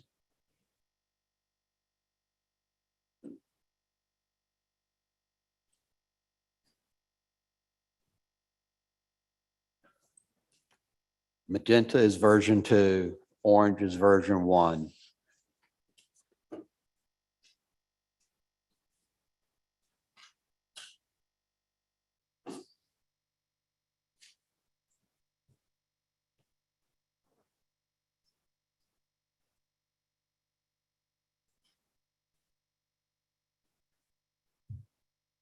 Commissioner Orton. Well, looking at the numbers, I personally feel that the orange, so that's version 1, preserves more of the Native American population. Commissioner Rothorn. That's what I'm seeing too. But I don't know about the top part of the lower peninsula portion. I don't know if number 1 is where we want to go there. Well, I think we're just limited to the Upper Peninsula right now anyway, so I think we can kind of adjust that later.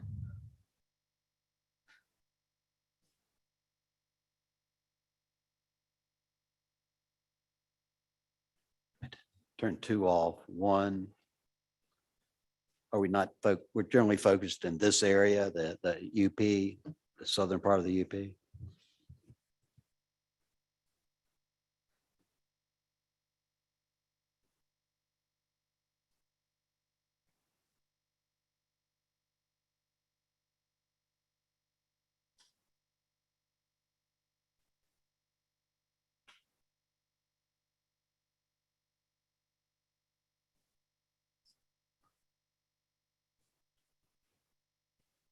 All right. So any additional thought, discussion, debate? It seems like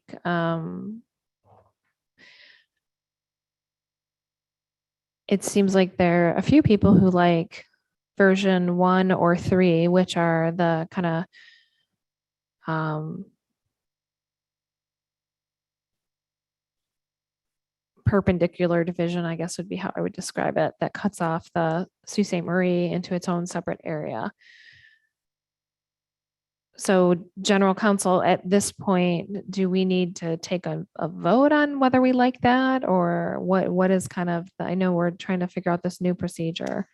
No, Madam Chair, absolutely not. The commission is deliberating the information before it and the additional information that you're looking at. So if you're in step 3, specifically about the COI process, what I've heard is that 1 and 3, where the line would run north to south, is the one that you're looking at. If there's any adjustments to those lines, it would be appropriate to have staff capture it in the potential change log for consideration later, and then to move forward to the next cluster. Okay, Commissioner Orton. But how do we, since we have these 4 versions, how do we record that we're choosing this so we don't have to redo this? That's an excellent question. So what I would recommend is that for the Upper Peninsula, that the change log would reflect that proposed drafts 1 and 3. And again, I don't want to, it's completely up to the discretion of the commission, but if any of those lines would be proposed to be shifted in 1 and 3, and that would be logged. And I would also recommend logging for draft proposals 2 and 4, that the commission would direct staff to make a note that because of this split east to west, that would be the reason why the maps 1 and 3 were moving forward for consideration. Okay, does that sound good to everybody? May I make one note? Yep. You still have the northern part of the main body to evaluate.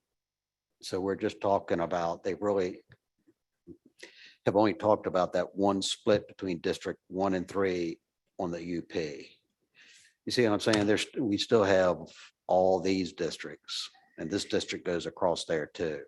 Yeah, well, I think we're kind of just focusing on the Upper Peninsula for right now, and cluster A1, which is Upper Peninsula only, and Senate Plan 1 goes a different way on the Lower Mitten than Plan 3. So I think once we move down to that next cluster, we would evaluate which one of those plans we like better. But I think at this point, we've sort of converged that 4 and 2 are not preferred. The ones that have the east to west lines running just south of Sault Ste. Marie, and that the preference is for the north to south lines that are represented in plans, Senate plans, drafts, obviously 1 and 3.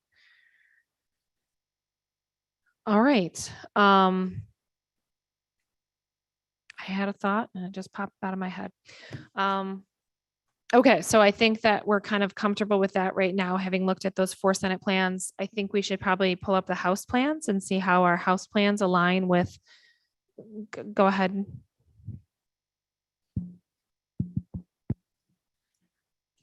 So certainly you all may do that if you want. The process contemplates going through the remaining clusters for that area before moving on to a different district type.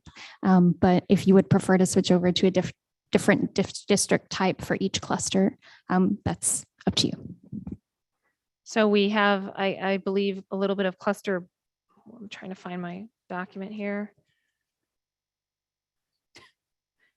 Cluster A2, I think, might have a little bit from the Upper Peninsula as well. Let me look back here. Hold on.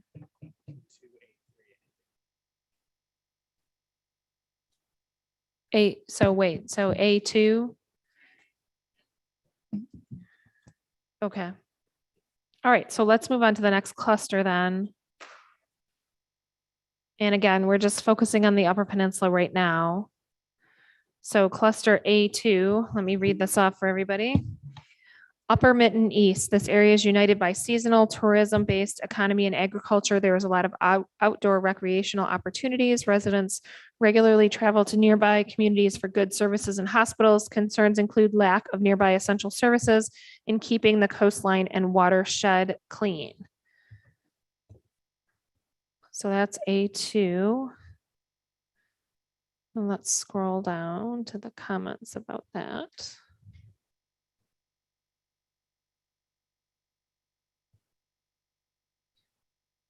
Okay,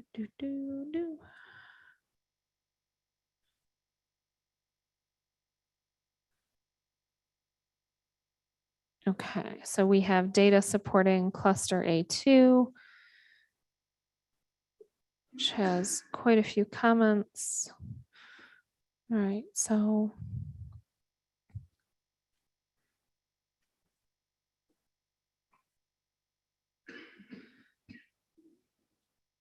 The green on the screen is the COIs in cluster number 2.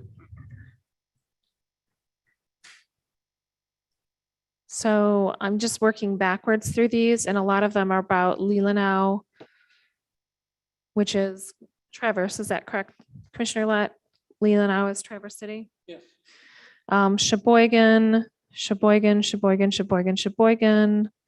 Leelanau, GT, which I believe means Grand Traverse, Benzie, Atrum, and Kalkaska, where all the cows are buried. Commissioner Zatel, if it's helpful, we can provide the numbers that are in the UP specifically. Yep, if you could provide UP Great. specific ones, because that's what I was looking for. 33828.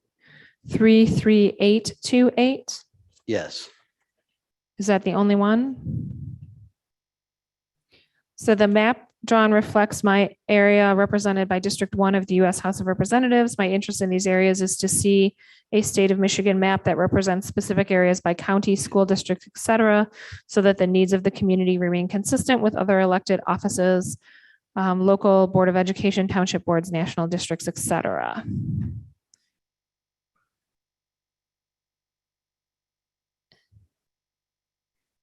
Individual area information associated with that is interested in these counties as this represents my U.S. representative area, which affects how the rest of the state allocates districts are drawn. I live in Emmett and have resort property along St. Mary's River in Chippewa. So did we have a particular map associated with this? Is that?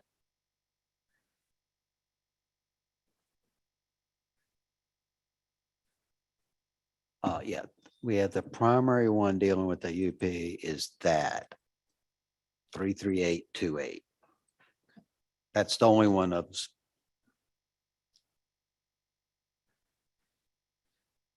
Can you make that display again? It's kind of like flashing in and out. Yeah, I'm trying to show you. It would be, it's still. It goes a little past, yeah. It's still in green, but it's this whole area Yeah. and then some down in here. And all I can do is blink at a camera. So it grabs, I think that's Luce County. I apologize if I'm mispronouncing that. But they have 33828 coming, well south. Commissioner Orton? But we can't include that just No. because of population. Yeah, we can't. I agree.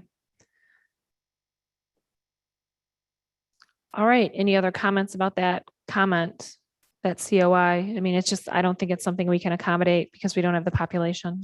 So. Although in fairness, she's talking about House of Representatives. So when we're looking at, this is a Senate map we're looking at, so. Perhaps we could. I'm curious what the population is she has. She, I'm calling her a she might not be. I'm curious what the population is for that community of interest that she selected, because I would suspect it might exceed 91,000 too. Let me see if I can pull that up. Mm-hmm. Was it 338?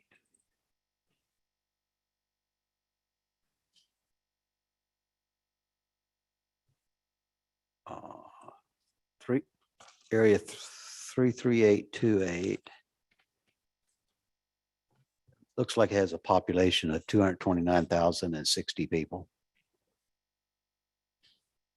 All right, so much too big for a state House of Representatives district. Okay. All right, so I think we can move on from that comment. So, because we don't have the population to support it, and it'd be too big anyway. All right, so that is the only UP specific item in the Upper Peninsula or in the data cluster A2. Is that correct? I'm seeing Grand Traverse, and Traverse. Go ahead, Commissioner Eid. I understand that we're focusing on the UP right now, but I understand that oh, that's better. Thanks.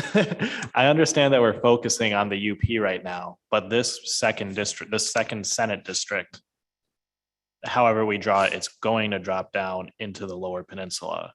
So we might want to examine that part too, because it's going to be, well, it's either going to go to the east or the west, were the two choices that we drew last week.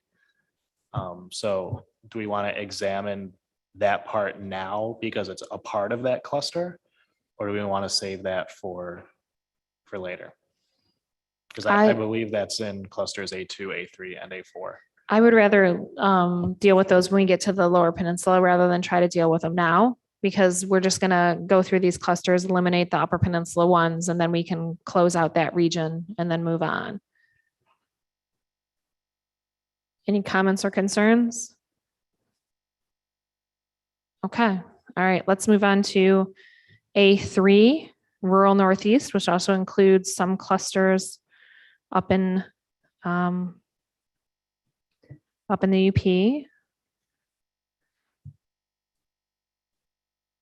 There's 5 comments here, so let's see.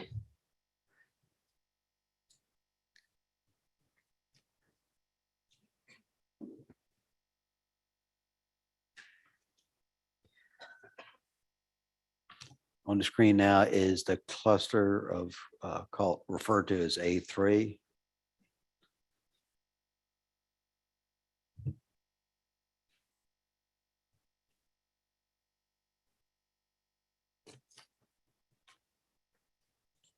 Maybe.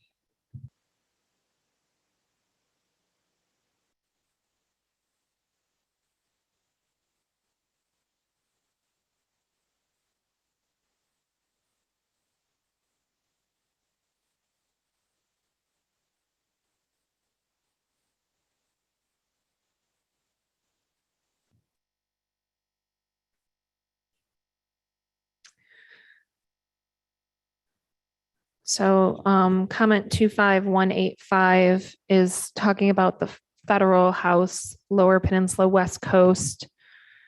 I believe that is a reference to the congressional district. And they are stating it's our belief that the UP and the East Coast of Michigan have more in common than the current federal map that includes the UP and part of the West Coast. So I'm not sure. I mean, I don't think that would result in any changes to the Upper Peninsula. So I think we can sort of set that one aside for now. When we reach the Lower Mitten, we can start talking about that. And the rest of these don't seem to be UP specific. There is a comment 29545, Upper Peninsula and Northern Lower, mostly rural in character, with the exception of a few larger cities such as Marquette, Escanaba, and Sault Ste. Marie. Southern counties could go to another congressional district as needed to keep the districts compact. So again, this is dealing with the congressional district, not even the Senate. And I think our choices on the congressional district are pretty limited anyway, because we're going to have to grab the whole UP. All right, so I'm not seeing anything here under A3. Does anybody disagree? For cluster A3, is there anything that you think is specific to the Upper Peninsula that we need to discuss or talk about? All right, if not, then let's move on to the next one, which I believe is A4. But let me just double check that on my map. So the red outline that you see here, that is comment 29545. That does reflect the Upper Peninsula. Yeah, that was the one I just talked about. Great. Okay, so A4 Mackinac, 4 submissions. Or no, I'm sorry, cluster A4, 18 submissions. All right, so let me find my supporting data. Well, Yes. Evidently, I have missed A4 and creating A4 and A3 somewhere along the line.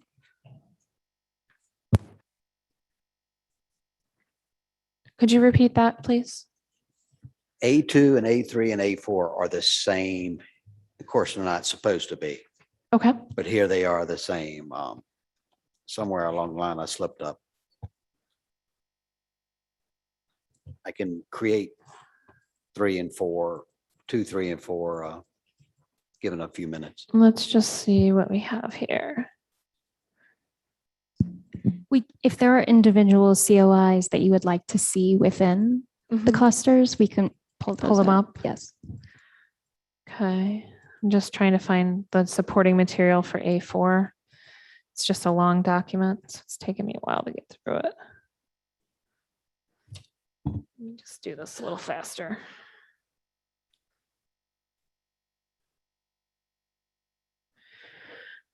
Okay, so supporting data for cluster A4, we have lower and upper peninsula plan, rural farm near lakes, streams, rivers, tourist area, logging, mining, and small business. That's 29974. Give us a moment and we can pull that one up.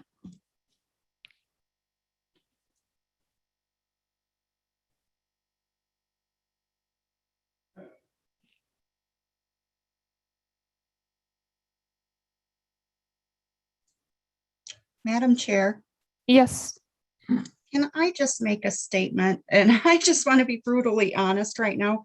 I'm having a hard time following where we're talking about and everything without actually being able to go through all of these in advance, in being able to look back on my notes from public comment. It's all getting kind of jarbled for me. And I don't know what to do about it. I think honestly, I needed a little more time to prepare to do this. And I'm just speaking honestly because I'm kind of getting lost. Okay. Thank you for sharing it. It is a lot, and I agree with you. Why don't we just take a short break and we'll give everybody a second to kind of look at what we're doing here. I know I'm struggling going in and out of this document because it's 159 pages and I'm bouncing around and trying to follow things as well. So unless there's an objection, let's take we'll say a 15-minute recess. Give everybody a second to look at documents, kind of think about what we're doing, and we'll come back and we will continue talking about cluster A4.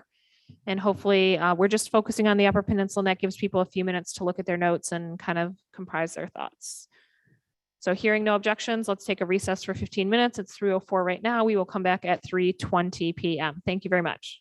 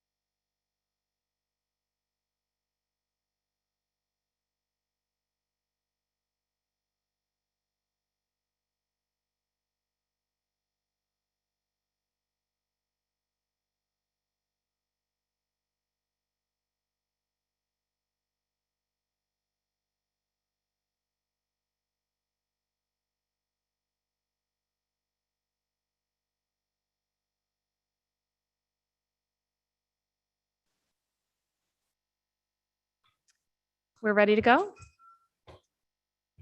3, 4, 5. All right. I call this meeting of the MICRC back to order at 3:21 PM. For the purposes of the public watching and for the public record, I will turn to the Department of State staff to take note of the commissioners present. Hello, commissioners. Please say present when I call your name. If you're attending the meeting remotely, please disclose your physical location. I'll start with Doug Clark, Present. Juanita Curry, Present. Anthony Eid, Brittany Kellum, Rhonda Lang, Present, attending remotely from Reed City, Michigan. Steve Lett, Present. Cynthia Orton, Present. MC Rothhorn, Present. Rebecca Satella, Present. Janice Villette, Present. Aaron Wagner, Present, attending remotely from Charlotte, Michigan. Richard Weiss, Present. Dustin Witches. Present. I'll return to Anthony Eid. Present. Thank you. 12 commissioners are present and there is a quorum. Thank you very much. All right, we are going to continue with this process of reviewing clusters of COIs for the Upper Peninsula region. We are currently at cluster A4, and we were in the process of starting to look through. Go ahead, Department of State. Thank you, Madam Chair. First, I just want to commend the commission for going through all of this. As Commissioner Lang and Commissioner Satella noted prior to going to break, I know it is a lot of information, and sorting through COIs is definitely challenging work. So thank you for the commendable work that you were doing. One thing that I wanted to point out was I feel that this might be a good time for us to continue examining the process that has been proposed to you all. So allow me just a moment to pull that up. But if you look at the current step that we are on, it contemplates that commissioners can also discuss among the full commission possible changes to draft district lines to accommodate some of the COIs. So if while you're looking at these clusters and the districts that you've previously drafted, if you have ideas about ways the lines may shift to accommodate some of those COIs, you can propose them. However, importantly, those changes are not directly made at the time they are proposed. The process goes on to describe that after deliberations about potential adjustments to a district, based on the conversation among commissioners, the chairperson will direct the secretary or commission staff to add proposed district changes to a log of proposed adjustments. So this log may say, for example, and this is just a hypothetical example, that District 1 needs to shift to the left to accommodate COI 21212. I just made that up, so it's not a real district, not a real COI, but that would go into a log and those changes would not be directly made. The reason being that once all clusters and COIs and regions or areas have been examined, we can return to that log and examine all of the proposed changes to that specific district. And you all can consider which of those changes to actually proceed with implementation. Okay, so that's helpful. So just to make sure everyone understands, we're actually creating a log as we go, just like just now we looked at the Upper Peninsula and we looked at 2 different Senate maps and had some discussion around which one we preferred and the rationale behind that. So that would go into a log. And then when we come back and decide to, assuming we have any changes for that region, we can look at the log and decide, okay, we're going to move lines or we're not going to move lines, or we're going with 1 versus 2 or 3 versus 4, whatever the case may be. So this process is just about recording in a log where we see the need for changes, not actually drawing the lines to make those changes right now. Does that make sense to everybody? Commissioner Lang, I see you have your hand up.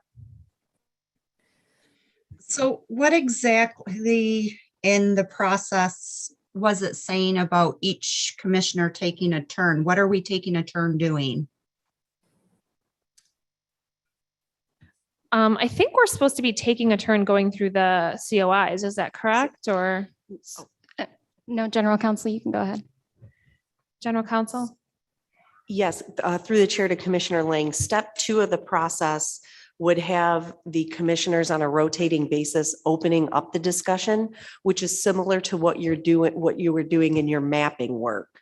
So that it is a collaborative discussion between the full commission, but it is started and led out by the next commissioner in that rotating alphabetical order under step 2 of the process.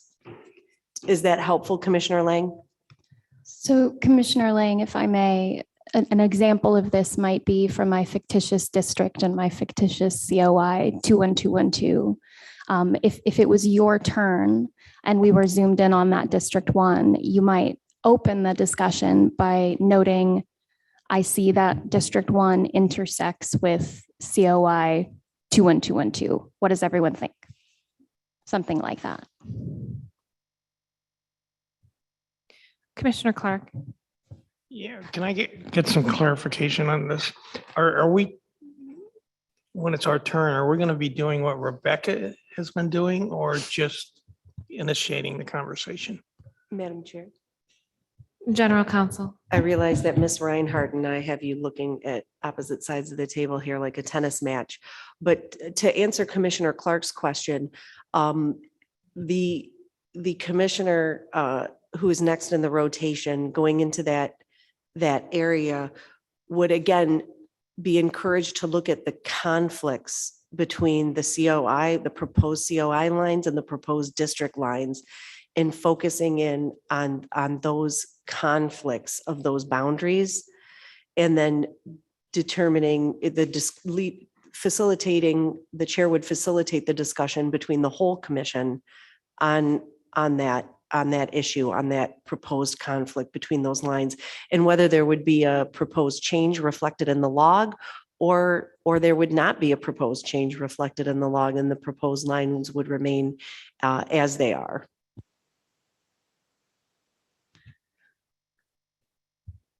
Keep in mind, we don't have to do that if that's not what you guys want to do. If you want me to just keep calling clusters and identifying, I'm happy to do that as well. So whatever works best for the commission. This is why we're kind of practicing with the COI plan to see what is the most convenient way for us to go through it. Commissioner Wagner.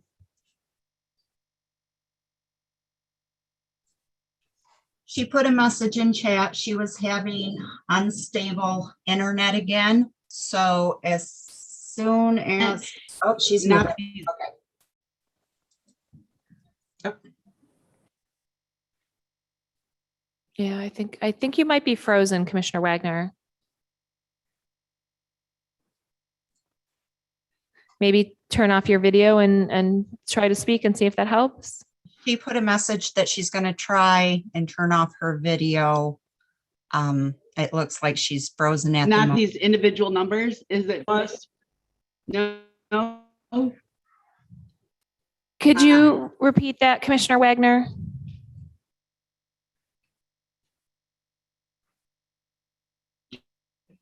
Can you hear me now? It's a bit echoey, but try to go ahead.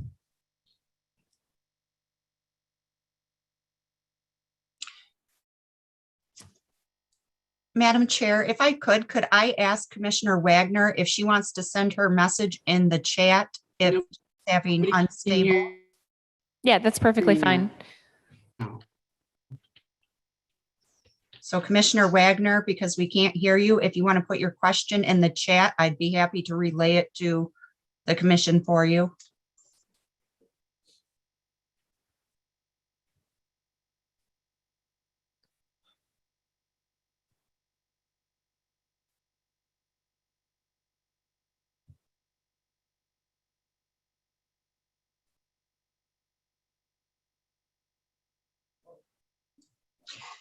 I think she might be froze. Why don't we move on? And if it pops up in chat or if she pops back up on, we can come back to her question.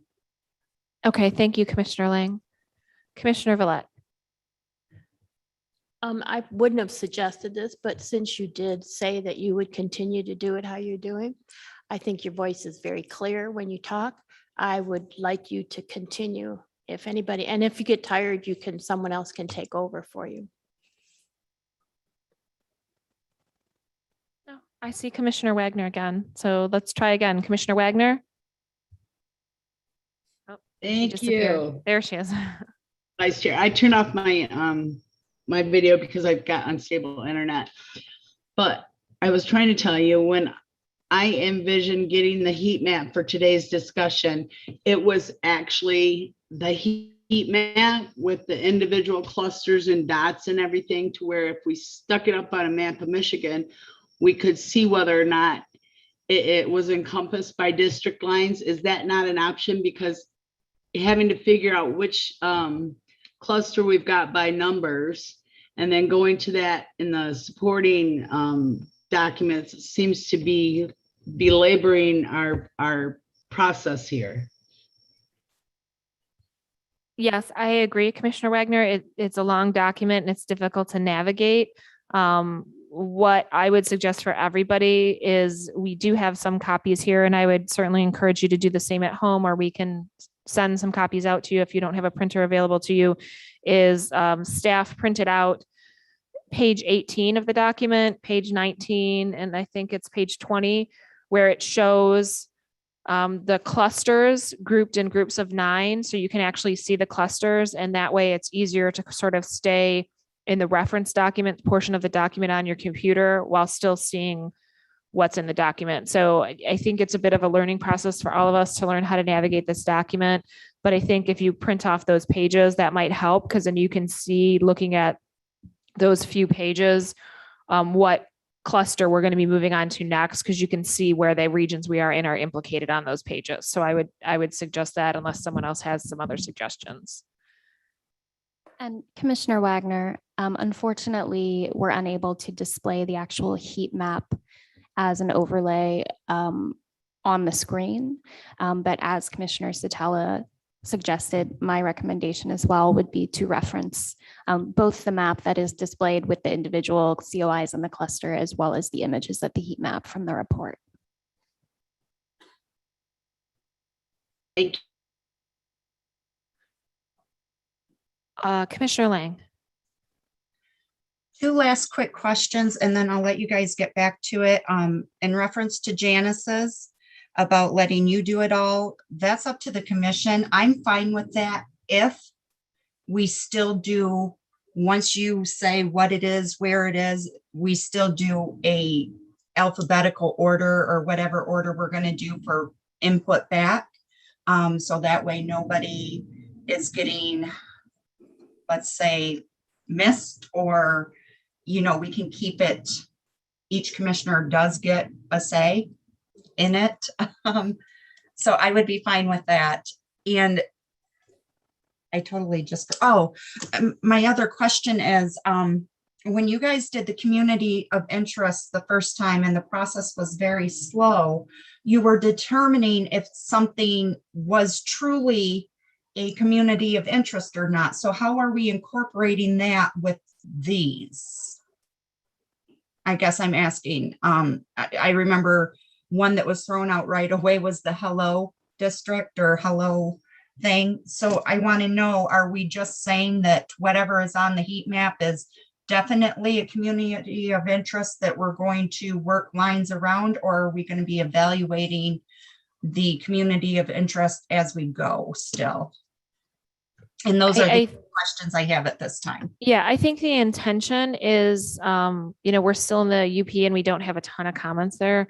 But I think as we move further into this document, we're going to see more comments and more conflicting comments. And I think at that point, we will be moving more towards that same process of, okay, these 5 comments say this, but this one comment says that. And how are we going to resolve that conflict between the different comments? So I think that is the intention. I just think at this point, because we've have very few comments for the Upper Peninsula and they're not, for the most part, contradictory, I think that we haven't really encountered that yet. But I believe that is the intention, that we will in fact do that as we continue to move down the state. Madam Chair. General Counsel. Thank you so much. To build on your response to Commissioner Lang's question, as the commissioners are going through their review and preparation for moving through the COIs, Undoubtedly, you will come across COIs. I think Commissioner Wagner had an excellent question earlier. So the example I would give is there was a COI in a cluster, or excuse me, in the report, or even an individual community of interest submission that said something along the lines of, this is the potential community of interest boundaries that I am drawing, which encompasses the political party of such and such county or such and such area. That would clearly, the commission would be within its power to pass over that comment. Don't think those considerations, other than those types of considerations, I do not believe the commission needs to individually consider each community of interest, particularly in the manner in which you're covering it in the clusters and the themes. But certainly if there were individual ones that needed to be called out, I think an example that Mr. Morgan gave that was also a very strong example would be the non-contiguous community of interest. It was a proposed community of interest that, again, was not contiguous, so that it would be appropriate to not include if again, it was conflicting with district boundaries. All right. Okay, so at this point, we are gonna talk about, unless anybody has any questions, we're gonna talk about that cluster 4. I think sort of the process that we're coming up with is I'm going to read off the communities of interest that are identified. I will ask Kent to bring them up on a map so we can see them, and then we can have discussion with respect to those particular communities of interest. And per Rhonda's suggestion, I will start alphabetically with each one, and I will call on each of you in order to see if you, not each person for each COI, to be clear. So one person per COI, and specifically ask if you have any questions or concerns or comments or changes. And then otherwise we'll open it up to the floor to allow any additional comments and then make a decision on that COI. So if that makes sense to everybody, let's move on to cluster A4. Madam Chair. Yes. So certainly the commission can call on commissioners alphabetically to discuss COIs, but the process does contemplate calling alphabetically per district to discuss how the COIs in and surrounding that district intersect. Okay, so that would mean basically one person for the entire Upper Peninsula? Or because we really only have one district there? So Madam Chair, again, similar to the mapping that the commission just did, that it would be one district per commissioner to start the conversation, and then it is opened up to the full commission. So it's very similar to the process that was undertaken for your mapping work, your draft mapping work, where the chairperson would orient the commission and the public to what cluster they're in and read the description. And then the rotating commissioner, the next commissioner in alphabetical order, would begin the discussion and the consideration in that district. And then it would open up to the full commission. Does that provide additional clarity? It does. It just, we have a lot of clusters in some districts. So that means one person could potentially end up having 50 clusters they're having to go through. Whereas, I mean, if I'm understanding you correctly. And certainly that could be another modification. I know I've been jotting down notes for potential modifications to the policy as written. One would be that the chairperson would announce the description of the cluster. Certainly, if the commission wants to proceed with each rotating commissioner through each cluster within a district, that could also be an appropriate modification if that's what the commission would desire. And I know earlier, prior to the lunch recess, I highlighted that in step 4, the recommendation to grant the commission more flexibility and make the change from a region to one or more regions. So again, as these things are being considered by the commission, if you wanted to flag different changes to the process, we're happy to capture them for the commission's consideration. How do you guys want to proceed with this? You have a COI plan in front of you.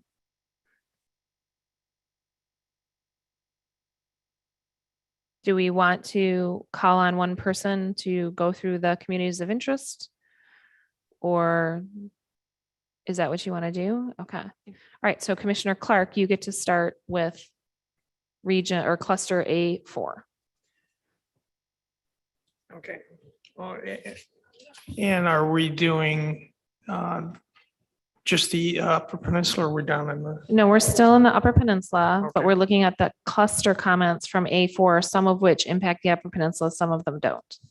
Okay, well, I'll go through the cluster comments since I hadn't had an opportunity to run through them and segregate the UP from the lower mitten. We may get some overlap. And for reference, that is on page 31 of the report. No, I've got them up here. Yeah, thank you. One comment says rural farm near lake, streams and rivers, tourists and logging, mining and small businesses. On the Lake Huron side, which I'm going to skip this. Well, I'm sorry, let me take a look at it. I guess Lake Huron goes into the UP too. The counties here are known as the Sunrise side, the Lake Huron coastline. So I don't think that applies. Straits of Mackinac and Eastern UP. This is of significance to us. These communities are demographically, economically, culturally, ethnically, and religiously the same. They represent the Straits of Mackinac and Eastern Upper Peninsula. So I think that's covered already with what we've got. Lake Huron communities on this map are demographically, economically, culturally. They represent coastal counties along Lake Huron, known as the Sunrise side. So it's basically the same comment as before. The Sioux, I'm sure our district will end up being the whole UP, plus most of the northern lower, but really, I don't feel any connection to the western UP. And once you add Petoskey and Traverse City, I don't feel like the UP voices are heard at all.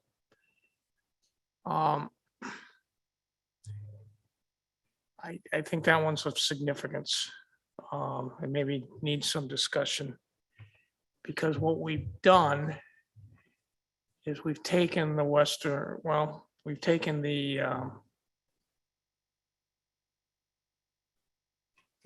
eastern part of the UP and we put that into one district. Go ahead, Cynthia.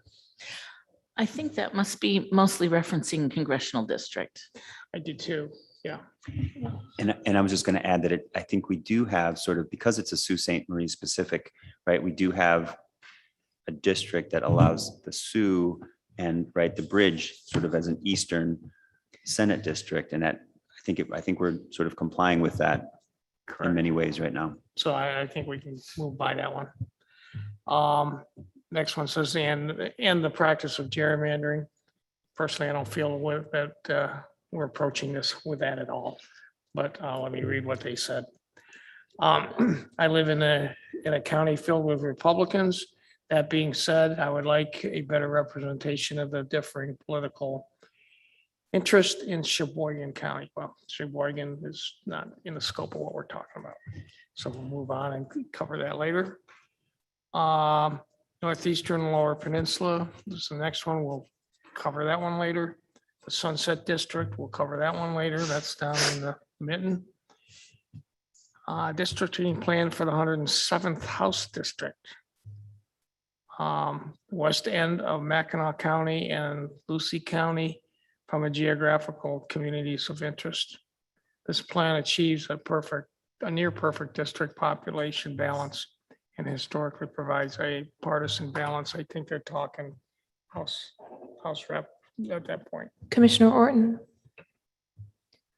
Doug, they might be talking about House, so maybe that's true, but I was going to say in the Senate, we can't put those two together because of population. That's where the Right. split is. Yep.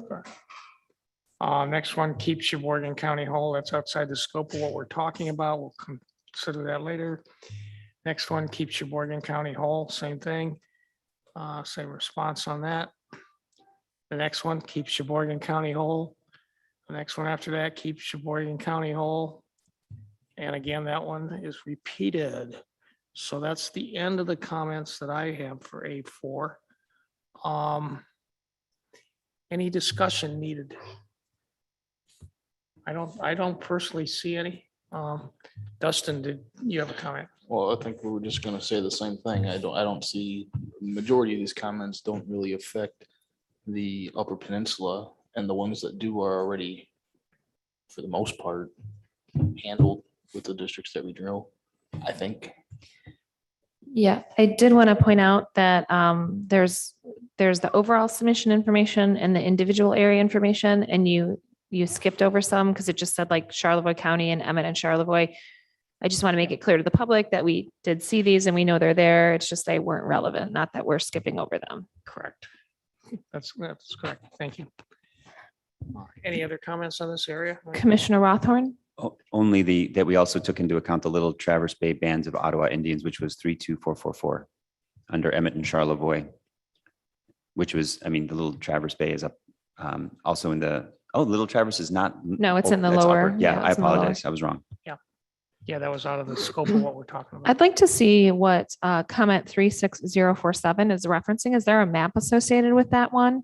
It just says this area has a lot in common with tourism being the driving economy, agriculture and light industry second. Is there like a map associated with that? Because they don't give a description of the area. I can find it. We will find it. They might not have it. It's 36047. I can find it. It's here. We can find it.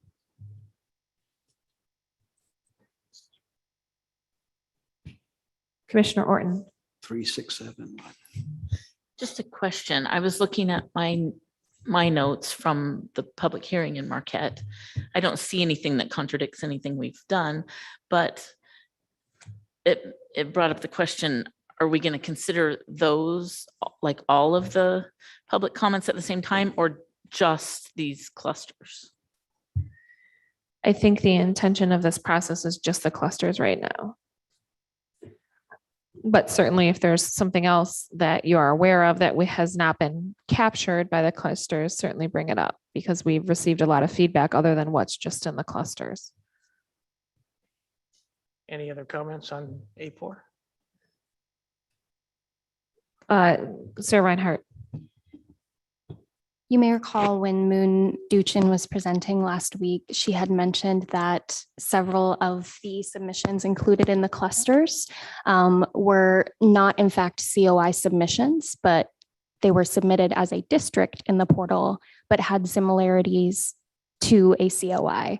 So this is one such submission. You can denote those as starting with a P in the ID code. So this one is P2400. So it was submitted as a district plan as opposed to a COI.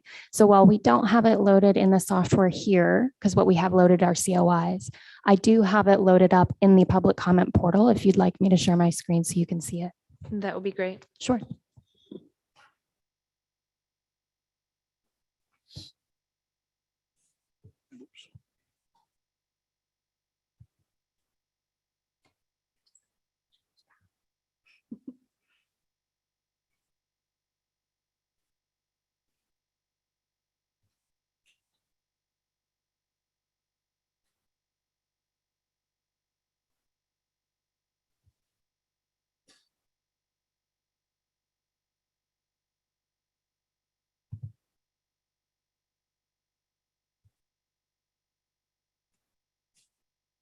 So this is submission P2400-1.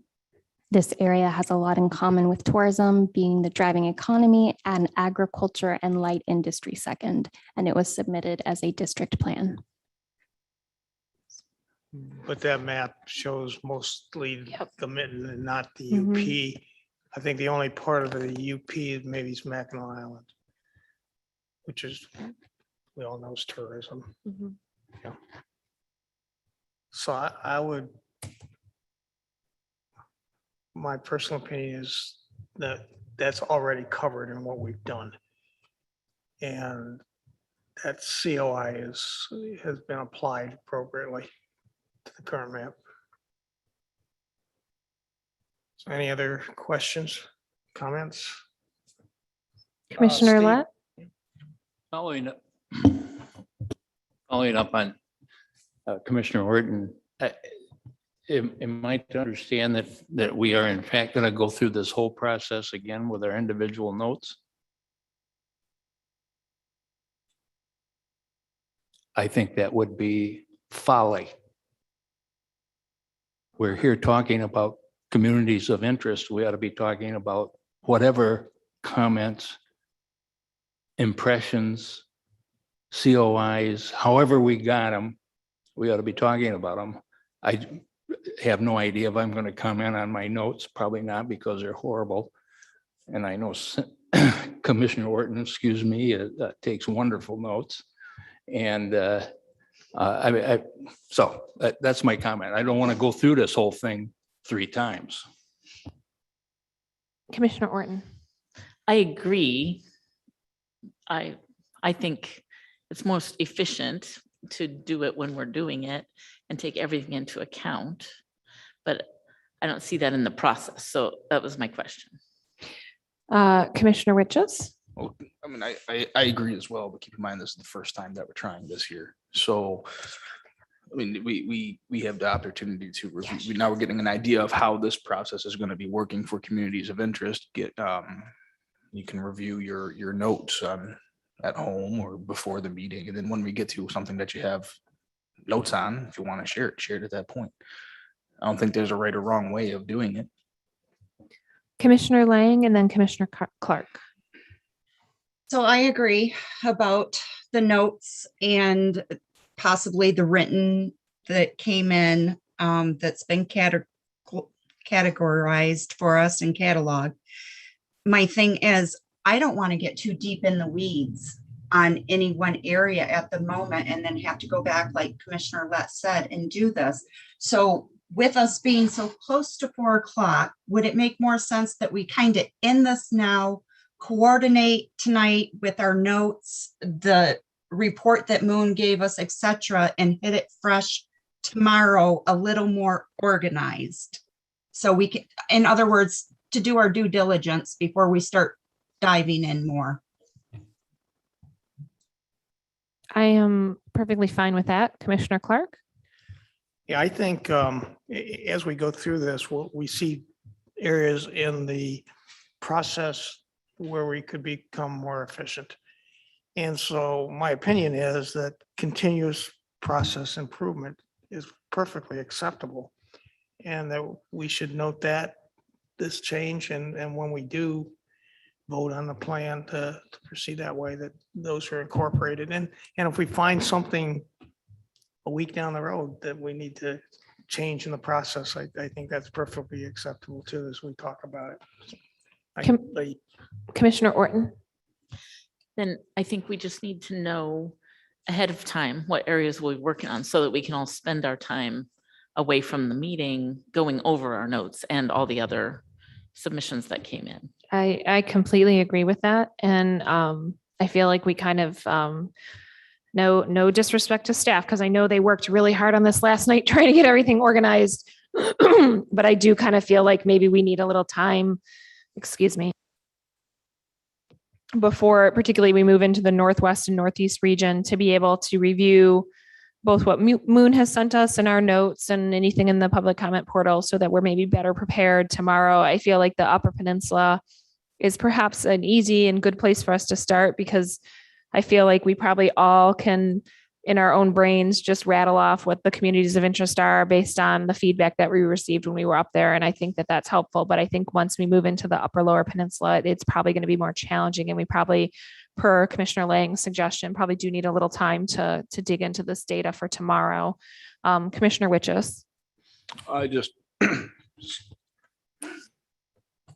excuse me.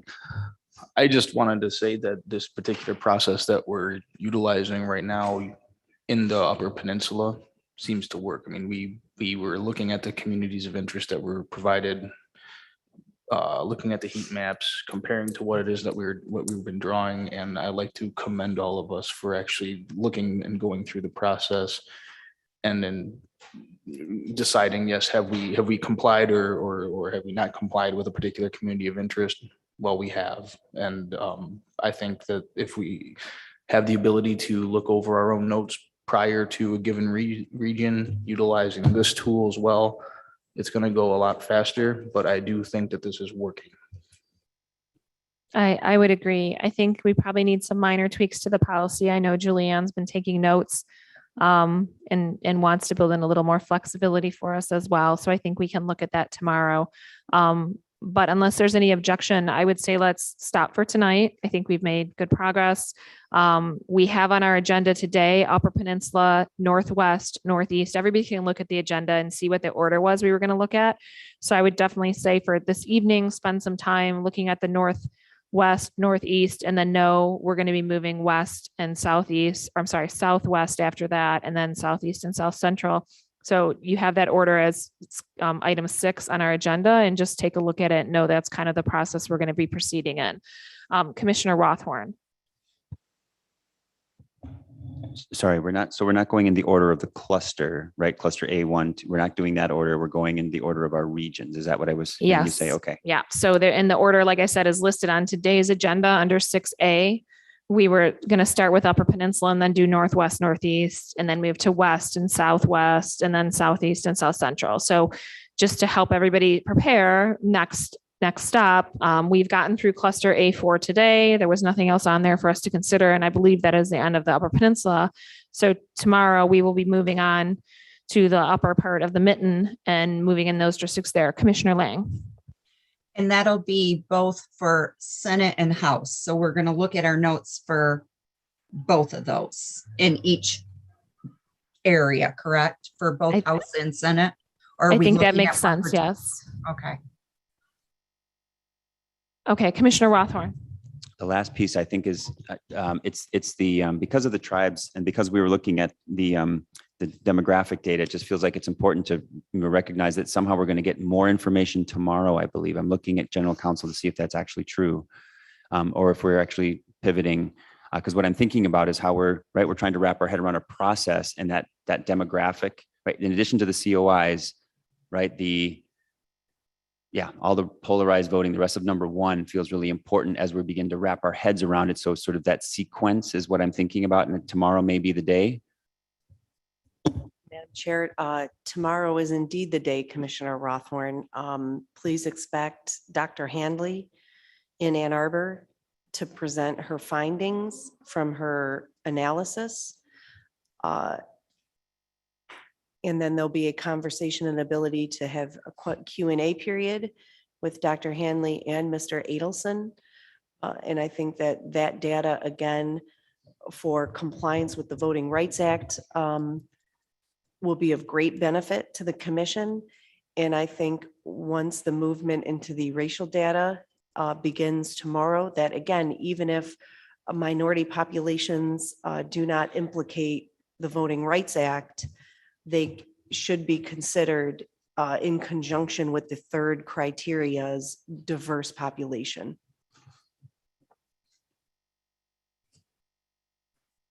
Commissioner Lang. So playing off from what our legal counsel just said, what Julianne just said, our agenda for tomorrow, obviously, we have unfinished business, which would be going back to doing this. And then for new business, we have the racially polarized voting and everything. Would it not make sense to maybe get that first before we finish with the unfinished business? To incorporate both of them, kind of like what MC was saying? I think absolutely. I think that makes sense. And I mean, even if we have to, as a matter of procedure, put our unfinished business first, we can always decide that we're going to table our unfinished business and move on to new business. So even if it shows up on the agenda first tomorrow, I think that should probably be the plan to do that. And Dr. Handley will be available then. If we table it, she will be there for the entire meeting, so it won't be a timing issue. That I am not certain of. Unfortunately, our executive director had to step out. I see Mr. Brace giving me a thumbs up over there. Is that true? She will be on from 1 o'clock or available at 1 o'clock? General counsel, any feedback on that or? Oh.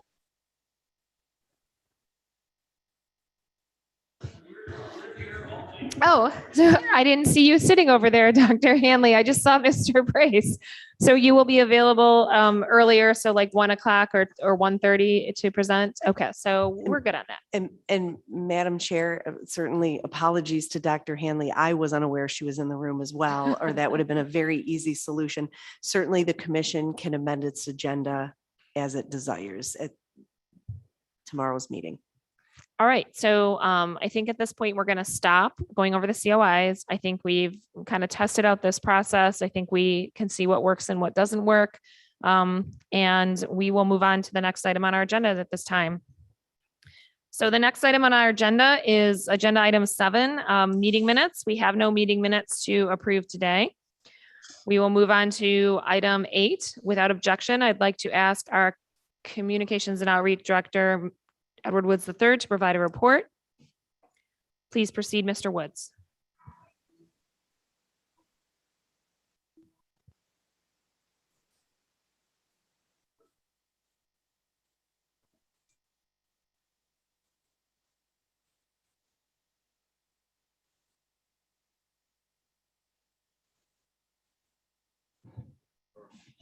That's fine. Thank you very much. Just want to make sure we connect with the commissioners about parking and logistics tomorrow. As you know, we're at the University of Michigan and parking is tight. And so we just want to make sure everyone's aware of where to park and how we will transport you there and back from the facility tomorrow at the University of Michigan. So just want to make sure you check your email and have a conversation with me with regards to that. So thank you. Thank you very much. Without objection, I will ask Sarah Reinhardt from the Michigan Department of State if she has a report. Hearing no objection, please proceed, Ms. Reinhardt.